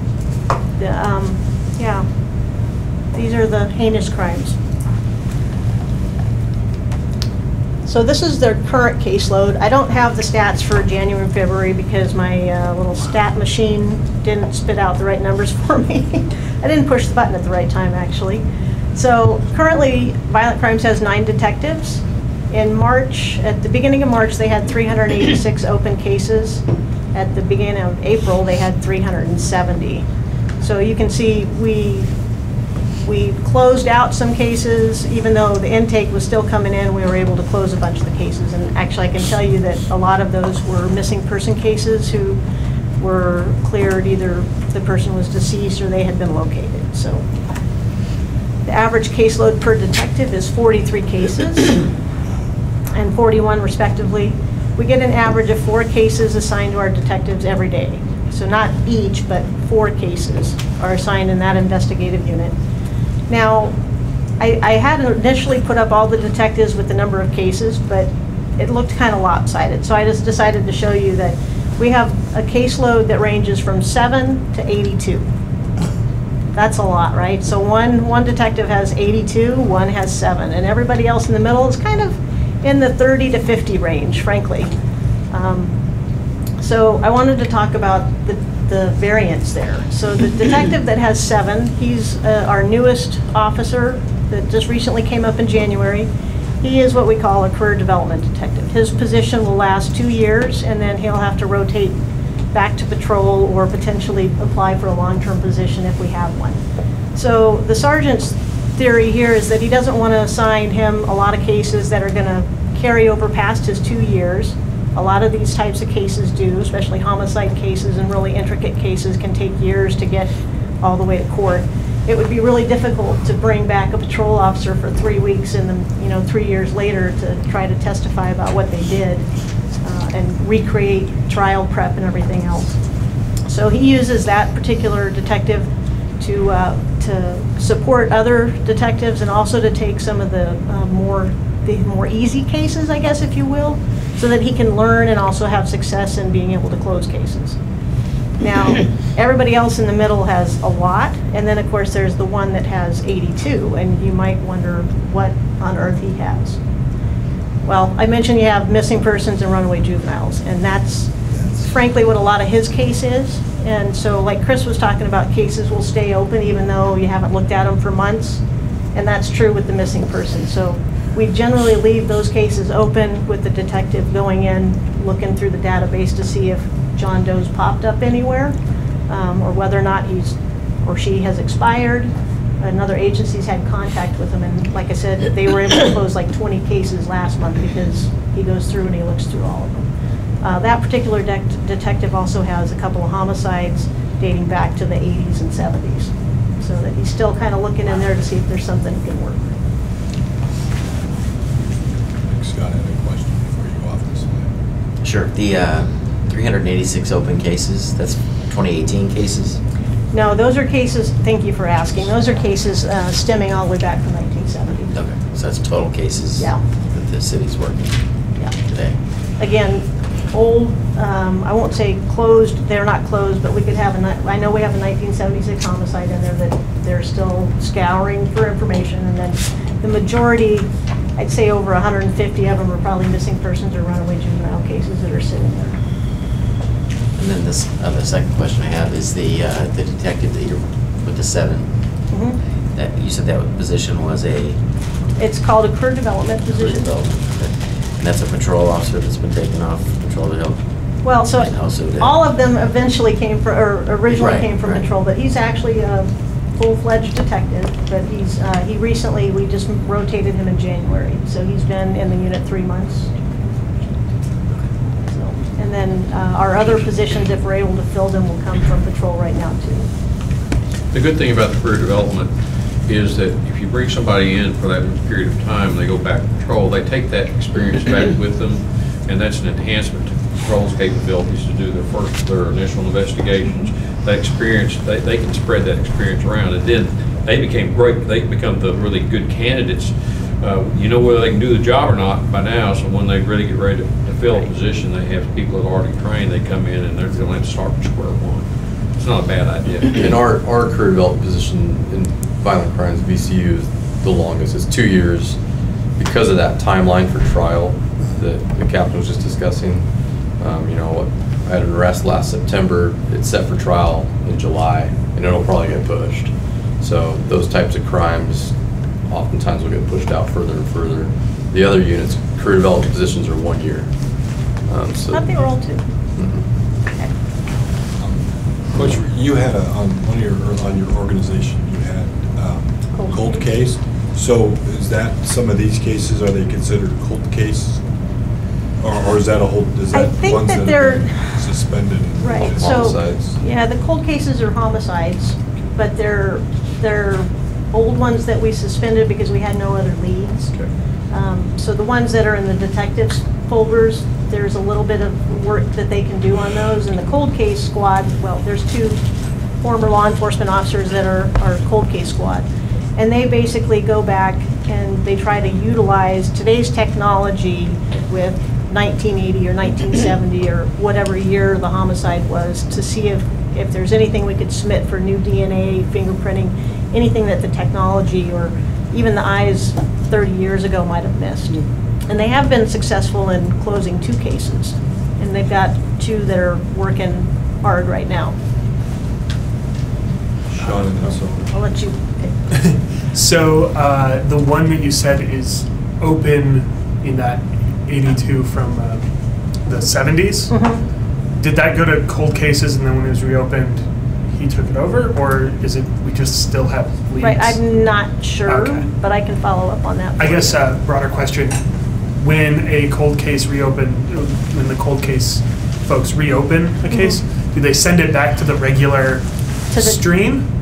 So I think when they get to the point where they can identify a potential suspect, then the detectives or the sworn officers now are the ones that have to go do those interviews. Yeah, so they're basically kind of fact finders in the background, research analysts, if you will. So these numbers include the cold case numbers? No, they don't include the cold Okay. case. On the television show The Wire, there were some I love that detectives. show. Me too. Yes, I saw it. Me too. That's why I mentioned it. There are detectives sitting around, and they pick up a phone, and that's how they get whatever took place, and that's how they get assigned to these cases. Who makes the decision in this instance to assign whatever case it might be to whatever particular detective? Okay, so generally, as I spoke about before, our patrol officer are going to be the first response to any general type of a call. So even if it's a homicide that just happened, most oftentimes our patrol officers are going to arrive first on scene. They're going to go, oh, I got a homicide, and we're going to get a phone call into investigations to call out the detectives. So those are the ideal situations where we can get the detectives on scene right away. And at that point, the unit sergeant is the one who makes the decision as to who the primary investigator is. We'll talk. The next slide I have actually is on homicide clearance rates, but when we have a homicide, it takes the entire team. It's not just 1 or 2 guys rolling out and doing their thing like in the 70s shows and arresting the bad guy. It's literally all hands on deck. Every detective that we can get out there, whether they're assigned to violent crimes or not, oftentimes we'll use them to canvass neighbors or secure evidence or anything else that we can think of to do. So, plus we'll call out our forensic evidence unit, which will then handle all of the evidence at the scenes too. Does that answer the question about how it gets assigned? It does. Yeah, we don't get a call upstairs to, hey, we got to, well, kind of do, but. One of the detectives put this together for me, and it made me go, oh, I want to go back through those stats a little more, but finding all of them is difficult. So since 1970 through 2016, we've had 170 homicides, and we've cleared 150 of them.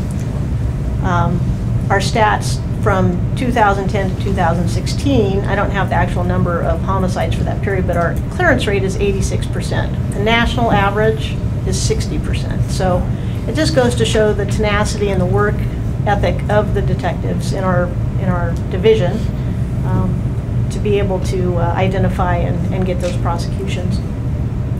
So we have 25 unsolved homicides. I was kind of thinking that was going to be our cold cases, but it's not, because I know a number of those there are still some suspect information. And then the average based on 1970 through 2016 is 4 homicides a year, but I can tell you in 2016 we had 8. How many? 8. So yeah, that's a lot of work. This year, I'm not even going to say any numbers because I'll jinx us. Don't jinx it. So I have a tendency to do that. I mean, sorry. Go ahead. Do we have any sense of how that compares to similarly sized and situated cities? Or? You know, That's fine. I don't have it off the top of my head. I started looking at the uniform good. crime reporting from the FBI to see how the numbers were comparing, but I couldn't quite get into all the weeds yet. The hard part about comparing that, because I've done a lot of crime stats, is that you can have a city of, I'll say we're 170,000. We're very compact, we're very dense, and we have the nature of the population. But you can have a place that's spread out and have that much population and a higher income, and just quite honestly, you won't have the same kind of numbers yet. If you can find a city that's similar, I don't know where it's at. We have something to look at. We can look around, but we'll sometimes look around the state, like Salem and Portland and places like that, and see what's at. Where it's going to be real high, and the higher the density, the more population, the more all crimes take place. So Portland, I can just see that. Salem, they might be a comparison or something like that, but we haven't looked at it. And then our violent crimes unit is special.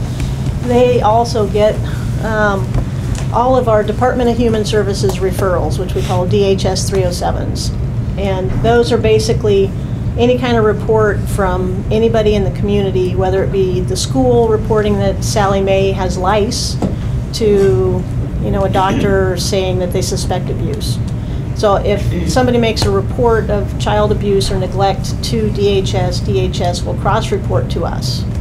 And so, like I said, anything, whatever it is, they send us everything. And so we started compiling the data since 2012. So you can see the total received has climbed pretty steadily. 2017, almost 4,000 cases. And I wish I could figure out how many pieces of paper that is, because they fax it to us. So our multi-scanner upstairs is constantly printing these things out every single day, multiple pages. And then the detective sergeant, on top of all the case reports that he's reading from us the night before, he's reading these. And these are never good. And I can tell you that the sergeant struggles with, do I make an assignment or do I suspend it? Because if that person misses it, that's a kid's life. And that's why DHS sends us every single one of them, because of Jeanette Maples. So, yeah, they struggle with it a lot. And so you can see the actual ratio of assignment is fairly low, because like I said, they send everything. I would estimate my caseload is 20%, 25% maybe from 307. So they aren't even police reports. I have to create the police report number for the 307 data, and there's some monster cases that come through on 307. Yeah. Marty has a question. Quick technical question. Is it the same for elder abuse as child abuse? Is it the same process? Different agencies? I think they come in, but they're not nearly the same kind of numbers. No, I know. Yeah. Senior disabled services will typically just call like non-emergency or watch group. Right. They don't come through to the fax machine. So some of these cases too, the more significant cases at intake will get assigned to detectives, and then we do have a number of patrol officers that volunteer to take these. Sometimes they're the less significant ones. If they do turn into something, then sometimes they'll pair up with detectives and work the case, and it's a good opportunity for them to get some experience in investigating at their level, and also give them a boost to be able to come upstairs if we have a process. Scott has a question for you. So the population hasn't grown that much for 3 times the amount of reports being received from 2013 to 2017 especially. What do you attribute the higher number being received and the cases assigned?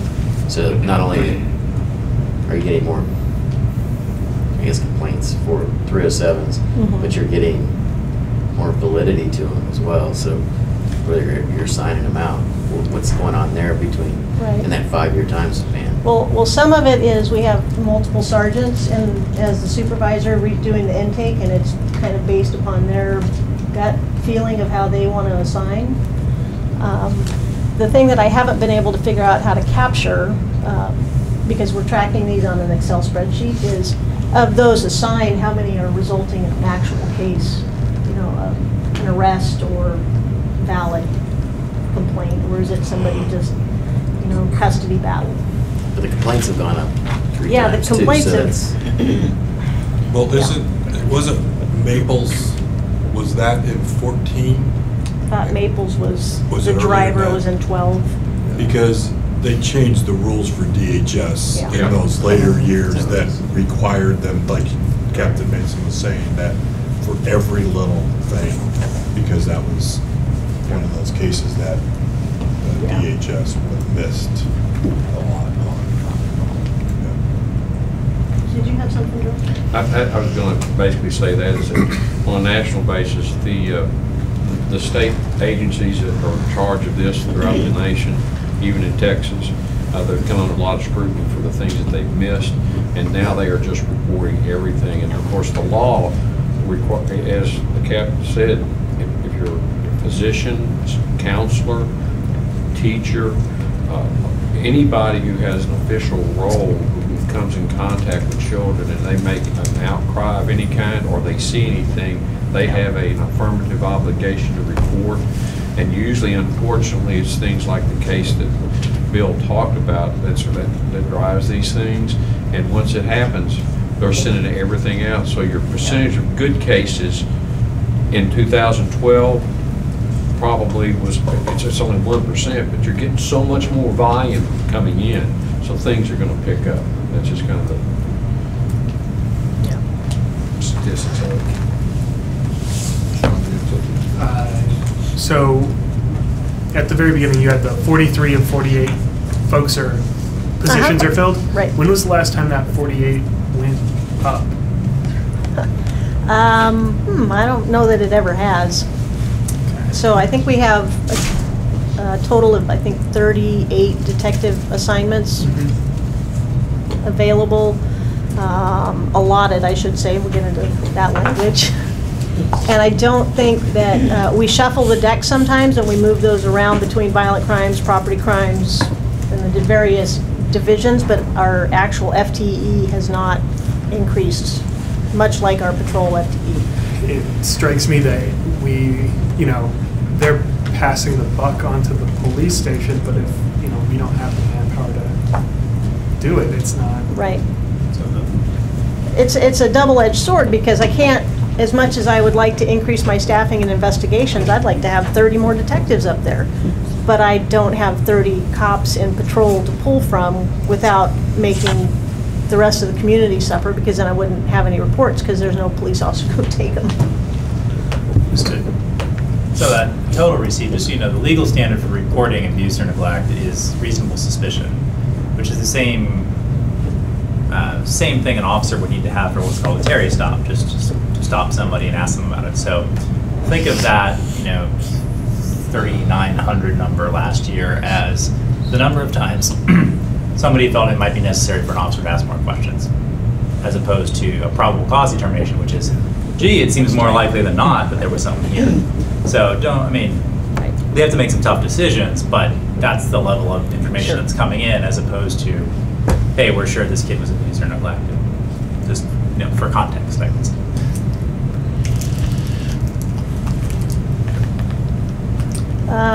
And I just got kind of the same presentation for each of the units. We can just run through them. Again, property crimes deals with felony property level crimes, and these are the gist of what they work with.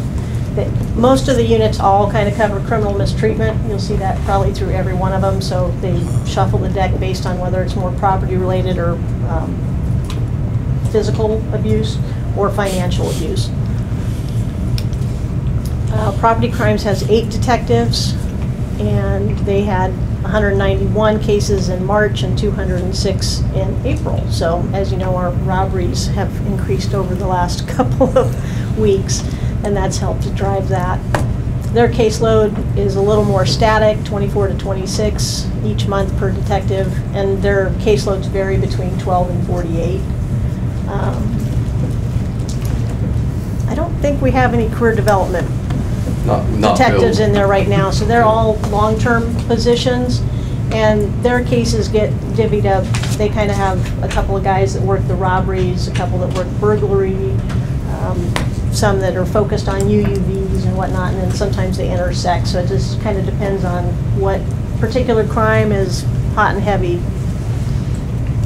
They also manage the pawn program. So all of our pawn stores in the county, actually throughout the state, but in the city, have to report, and our unit actually does some of the management that I think the city should be doing. But right now, we've had it since the inception because one of our detectives was really invested in that program, and he wanted all of it and helped drive the development of it. And so since he's retired, we've inherited that, and we're kind of looking at how to kind of farm that out back to some other agencies. But for now, we also have a pawn detective who works with the pawn stores and takes in all those receipts. We have an analyst that enters all the stolen property and reviews the pawn data to see if it's matching up in our the stolen property from burglaries and whatnot. And oftentimes they're able to make cases just on that. I think recently our crime analyst who was doing the pawn data, she was able to take a couple of shoplift cases and go, hey, look what I just found, got pawned at the store, and every time you pawn, you got to show ID. So we were able to make arrests on those. So it's a good relationship.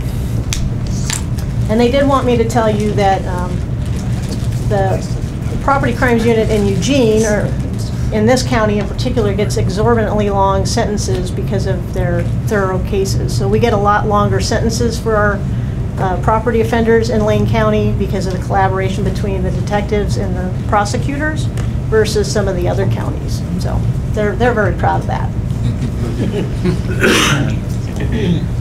Oh, did we cover everything on that?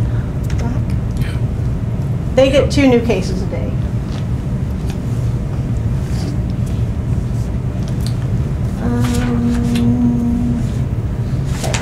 Financial crimes, I always wanted to be a financial crimes detective because they get down in the nitty-gritty, checking, all that kind of crazy stuff. Counterfeit currency, forgery, identity theft, it's all a whodunit kind of a crime. They get into the stuff that's super beyond me, but the Ponzi schemes and embezzlements, those cases take them sometimes years to put together because some of these criminals are so sophisticated in how they get there. And some of the most important cases they do are the elder abuse cases where the elderly folks are being financially taken advantage of. Their caseloads are pretty minimal. We do have 3 detectives. We're hoping to fill the 4th position in there with a long-term detective just because their caseload's starting to go up and they're significant. Like I said, they're really complicated to get into because of all the documents that they got to deal with. They average less than 1 case a day, which is awesome, in new assignments. And their caseloads are pretty static too, between 10 and 24, again, based on the specialties that they have. And then we have I call them the secret squirrels, but the special investigations unit. And I updated the slide and I got the text size wrong. They do all kinds of stuff for us, but pretty much they have bias crimes, human trafficking, armed career criminals, and firearms-related crimes. So those are the guys and gals that have a lengthy history of continuing to commit crime and are usually armed in doing it. So we can get longer sentences for armed career criminals with the right kind of investigation and prosecution. They also follow all the gang activity and related crime. Since INET closed, we moved one of our INET detectives back to SIU, and so he still kind of has a little bit of his fingers in drug-related crimes. And he also does what we call Len bias investigations, and those are overdose death-related crimes. Whereas if we can identify the dealer or the person who sold to the individual, we can go back and prosecute that person for the individual's death.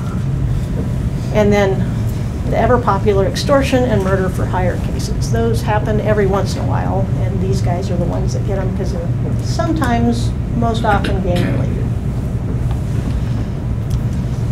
Their caseload's fairly small, anywhere between 5 and 25 open cases with an average of 16. And right now they have 48 cases open. They also get like all the political stuff. So anytime the political entities in our community get threats or are victims of crime, sometimes these guys are the ones that are doing those investigations. And last but not least, you guys asked what kind of resources would be useful for investigations. And after talking to many of the detectives and the sergeants, they came up with a short list, and I should have just put FTE on there. Yeah. But they all echoed that. They would really love to have more detectives in there to share that workload.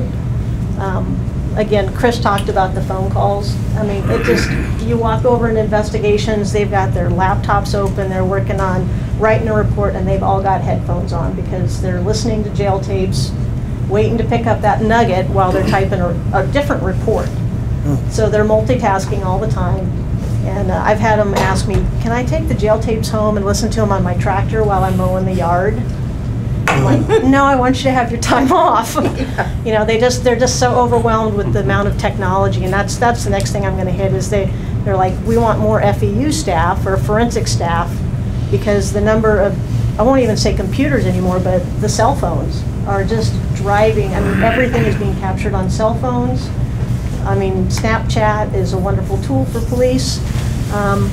But getting that evidence off of there and going through all of it is time consuming, and we do have staff that we've trained to do that in FEU, but there's only 2 of them, and you know, sometimes folks can have 2 or 3 different phones, and it's a lot of data. So we need more staff over there to be able to process our digital and our regular evidence. They asked for a solution to the 307s. But I don't know what that is yet. We're trying to work with DHS to kind of find a better way to streamline receiving the information so that we might be able to track it better too. It was recommended that we have a financial crime sergeant, because right now our property crime sergeant manages both units. They have similar work but dissimilar enough, but there's 11 of them for one sergeant. So the span of control is a little bit larger. And as he said, both the sergeants said they don't have a lot of opportunity to do direct supervision of their detectives because they're sitting at their desks managing paperwork. And they would like to be able out there to assist them and get them what they need and help them on the cases versus assigned reports. They would also like an increased training budget and a crime analyst assigned to each of the units to help piece cases together. That concludes my presentation. Marty, is there a different pay scale? 2 questions. One, is there a different pay scale for detectives versus patrol? And 2, just on a rough ratio, how much, you know, what's the ratio of a sworn officer versus an analyst in terms of, you know, total employment costs a year? In the general case, I'm not asking for specifics on anybody in particular. So detectives do make more for their assignment. They get a 5%, correct? Plus a clothing allowance. And they get a take-home car. They get some other benefits that are related to the job. But generally a 5% pay increase is what they get for all of that extra work. And the prestige, right? I just want to talk about Chris's clothing allowance. I think we might need to, need to bump it up a little bit for him. Ouch. Good thing I didn't get the sergeant in. What is it? 20 bucks. It's like 26 a pay period or something like that. You can't even buy a pair of pants a month. But hey, it's something. So that's the difference between the officer and the detective rank. I'd say, gosh, you just looked at numbers. I don't know what a crime analyst costs us. Maybe I looked at a quality assurance manager the other day, and they were in the 75 range with benefits. I'm guessing that a crime analyst might be in that range.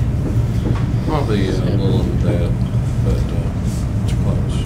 And then they don't make as much as a police officer. No, a detective would probably be in the 110, 120 range with full benefits, incentives and everything.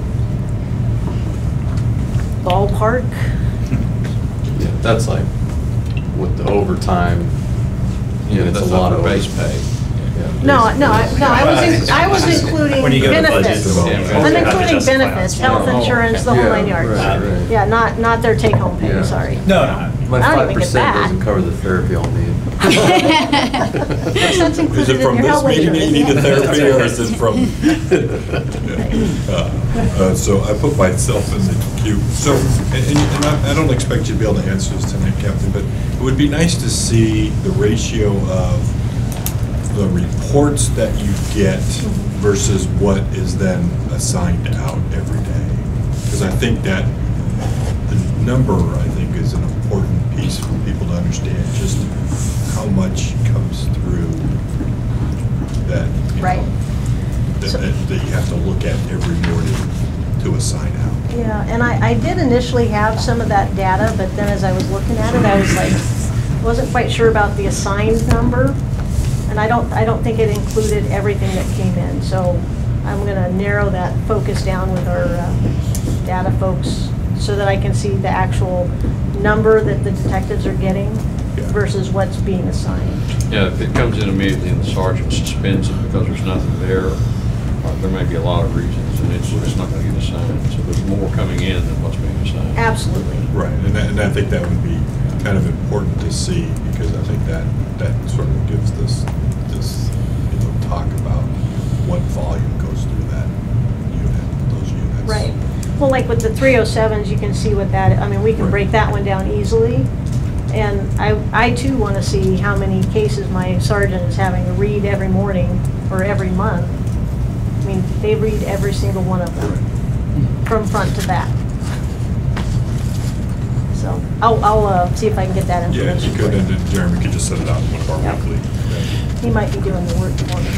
Okay, and it'd be easier for him to set it out. Actually, it's James's report. It's okay. Anybody have any other questions? Yeah, mine is for the group in general. With that, DHS 307 streamlined process, would you come up with the process and then bring it to us and we enact it as a policy? Is you just take care of it, right? Oh, we would probably take care of it internally. I mean, we've got a couple of ideas floating. Right now, they do have a volunteer that works with Tim to input the data into the Excel spreadsheet. But kind of what Tim was hoping, and I'm talking about Tim Haywood, our sergeant, he was hoping for, he floated the idea of, can we get a former law enforcement officer that can review these and make a determination as to whether or not, maybe not assign them, but here's your pool of these you should take a look at real closely and see if you want to do something with these. There's nothing there. That would help him at least screen out some of the stuff, so he's not having to read 4,000, but maybe 1,000. But then we don't know about the liability perspectives of even that, so. Okay. Anybody have anything else? Director? I'm really glad you had the opportunity to see this presentation. Unfortunately, our citizens everywhere have a misimpression about what it takes to get an investigation started just because of things like shows like The Wire, and they see on TV that a crime comes in and is solved in an hour. And it's like that's the only thing they have to do is work on that one crime. And what happens is when we have a homicide or a death and every one of our team goes out on that, a case can come in and it sits there because there's nobody to assign it to. Nobody even there to review it. And I know our citizens don't understand that, but it's just the way the volume that comes in, and they attend the investigators are attending to these very major crimes very seriously. They put their whole effort into that, and the result, there's a void left on some of the less ones. But we've even had important cases come in over a weekend, and we're out on 2 death cases. Well, that strains the resources. And the deal about getting new investigators is we have to start with the base. And then so when we talk about getting more patrol officers, which was my last presentation to you, in order to increase the number of detectives, we got to have the people on the streets too. And so that's where everything comes from. Patrol's the pool. And so we want more detectives, and we need more detectives. Anyway, if we don't have them in patrol, we're never going to get them. So it all begins there, and that's where we have to start in terms of our priorities. Thank you. Thank you. All right. Thank you, Captain. Appreciate it. Thank you. Very could Jeremy send out your presentation? Yeah, absolutely. To the group, that would be better. In the weekly? Yeah. Okay. Perfect. Okay. So we'll move on to community outreach. Would you like to? Sure. turn it over to you. No, you. I made a mistake, an oversight on my part, and is that I know that many of you know Jeremy Cleversey. He served in the stead of Carter, did her duties for almost a year, a few years back when she was on an acting assignment elsewhere in the city. Carter has moved on to Portland. Her and John are up there now, and she's really doing something. It's a great deal for her. We're very fortunate. Jeremy wanted to apply to do this. He's acting in the capacity of what Carter did as the police commissioner analyst, and he is doing that 50% of his time, along with continuing his duties in crime analysis unit. And so we use his management and his analytical skills there, and we were very pleased. That we were just hoping that he would have an interest in this, and we really appreciate him being here, and I think he'll do a good job for us while he's here. And he did remember the snacks too, Sean. Thank you. So I will turn this over to Scott for the outreach update. Great, so we're just a month into this. I'm just going to go around the table, those that have had meetings with some of the neighborhood associations, if you want to report out. So I think, Terry, you had one.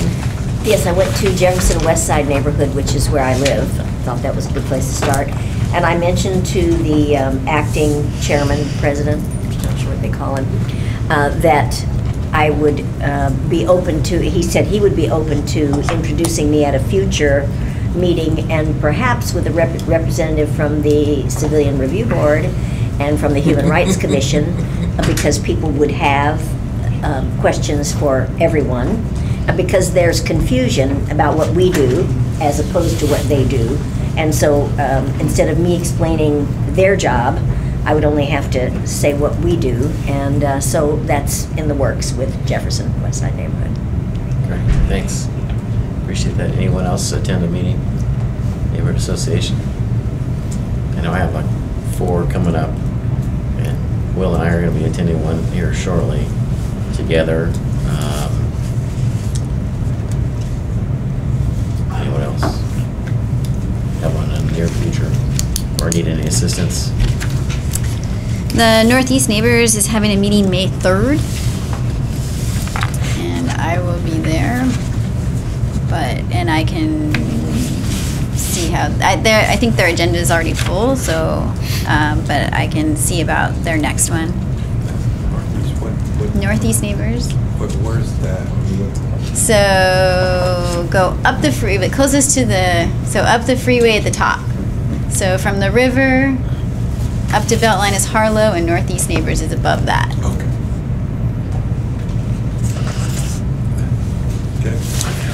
Just a correction, the League of United Latin American Citizens. It's not League of Latin American Citizens. Where? On the back page. Yeah. Okay. It's the LULAC. And there is a identification here for First Fridays of Color group. So it's officially titled the First Friday Community of Color Group, and that takes place every first Friday. And that's going to be at the Campbell Center. I typically go, but I don't want to be the person that's going to be representing the police commission. So if anybody else would like to join, it's at the Campbell Center every first Friday at 5:30, and they'll feed you. Make it more interesting. Yeah. That's me. No, I'll try. I'll try to attend. Yeah. So I appreciate that, and that we have a number of organizations now starting to reach out to us. They either watched the video or heard about it word of mouth, but they've reached out to Jeremy and Carter and are getting word to us that they'd like to meet, so that's exciting. Now that we have Jeremy here too, great segue, we can start this Excel spreadsheet going out so we can start tracking in a better way. I just didn't think this last month with the transition was a good time to start that. So it'd be better to start fresh, and we'll kind of get some things set next Friday. Put it in an Excel spreadsheet. I'll work with you on that. It doesn't mean that you have to do it. It means that I might do it. You can help me with it. There's and a then video? Also with the, what's that? There's a video? You mentioned a video. You did. I didn't say video. Yeah. I like videos.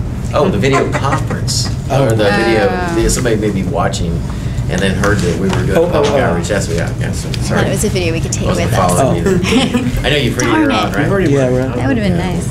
So, and then I think we have some Facebook posts we could probably start to draft with the new chief and also some of our meeting content. So I think we'll begin working on some of those this upcoming Friday, and then you'll probably see those in some of the weekly newsletters just to kind of show what we're doing there.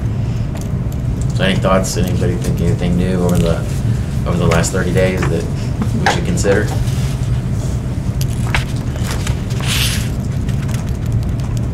Okay, it's going to be busy, exciting. Thank you. Okay, good. Scott? So we'll move into closing comments. And Jennifer, can I start with you and we'll go around the other direction this time? Closing comments. I thought we had two really great presentations today, and obviously they really highlight how the police needs more, a lot more. Hopefully we can get it for them soon. I guess Scott and I will be working on that. Nothing to add. Steve? Nothing to add. Sean? Marty? Well, having sat on the last revenue subcommittee, or the budget committee, I would say there was a lot of work done. So police seems to be something that there is an emerging consensus around needing more funding for, and there's some work that was done about where funding might come from, but it's rather a lot of funding. It's a good conversation to start, but it's probably a long conversation to have. Just leave it at that. Chris? I just want to say one thing just about the de-escalation stuff, and I think that de-escalation has gotten a lot of traction. I think that the word or the term de-escalation has really helped with that. You know, back before my time, I'm one of those new officers that came into de-escalation, and it was like, oh, this seems really normal. You know, but a term like verbal judo doesn't really describe to the public what it is that you're attempting to accomplish. And I know that we talked about it'd be great to see some statistics, and kind of my answer to that is I think we do have those statistics. If you look at our use of force numbers, and if you look at all the calls for service, now it's very different to go to a theft call where you just have a victim that says, hey, my house is burglarized, than a domestic violence call where it's very elevated emotions and things like that. But to have such low use of force numbers and to have so many calls for service and to have such low staffing, I take a lot of pride in the work that we are doing. And you know, it is just about showing up and having normal conversations with people and trying to address their needs. And a lot of that is personality based. Some people are really good at it. Some people aren't that great at it. That's why we have the training. And it's also difficult to go from doing chest compressions on a 5-year-old to the next call where somebody's calling you a pig or something like that. So, and that's our job. That's our job to go to all those calls and to do it the right way every single time, no matter what. But I just take a lot of pride in that, and I'm happy to see the involvement in the community and everything, and I think that we do some good work. So. I think the presentation on de-escalation was particularly valuable because we've all been to, probably everyone in the room has been to one sexual harassment thing that you had to go to because you had to go to it and you watch a 20-minute video or whatever it is. And those do, as he said, some of those buzzwords and some, it's easy to say, okay, we got that, and then you go on about your business, which is usually just like you always did your business. But it's good to see that it's ongoing, mentoring, it's in there. It's just not a quick thing that here's what you ought to do and then move on. It looks like it's really become part of the ethic of this particular body, and I'm very pleased with that. And I think he made that very clear tonight. Silver. Great presentations. Welcome, Jeremy. And it's been great working with you. Director, any last comments? Sounds good. Thank you very much. Scott. just want to say thanks for all the hard work, and I think you've been an excellent steward of our police department and helping the community and interact and helping us to understand the data, and I really appreciate that. So, and then from a police department standpoint, I hope you take back and share with all the other officers in the meetings that you have, that some of our questions sometimes are just to try to get better understanding, and I think everybody finds all the work that you do on the streets very valuable, and I watch so many times where it's I'm amazed at the temperament and how you approach with that guardian mentality to help the community. So I'm never thinking any of the questions that are asked or the statements made here. They're usually designed to understand better and to get a better picture of how we can help. So thank you for that. That's it. Thank you. Want to welcome Jeremy back. It's great to have you. You were wonderful the last time you worked with us. Welcome. And Director James, thank you for everything.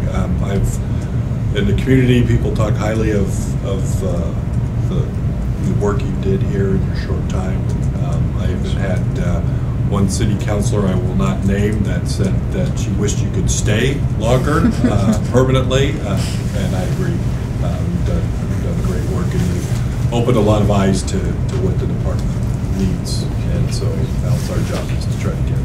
Appreciate it. Good. Thank you. Thank you, everyone. Great meeting tonight. Appreciate everybody's attendance. Have a good evening. There's still immense comment. Just on the offensive to the break. Whatever you do, I hope it's Well, I'll let you know.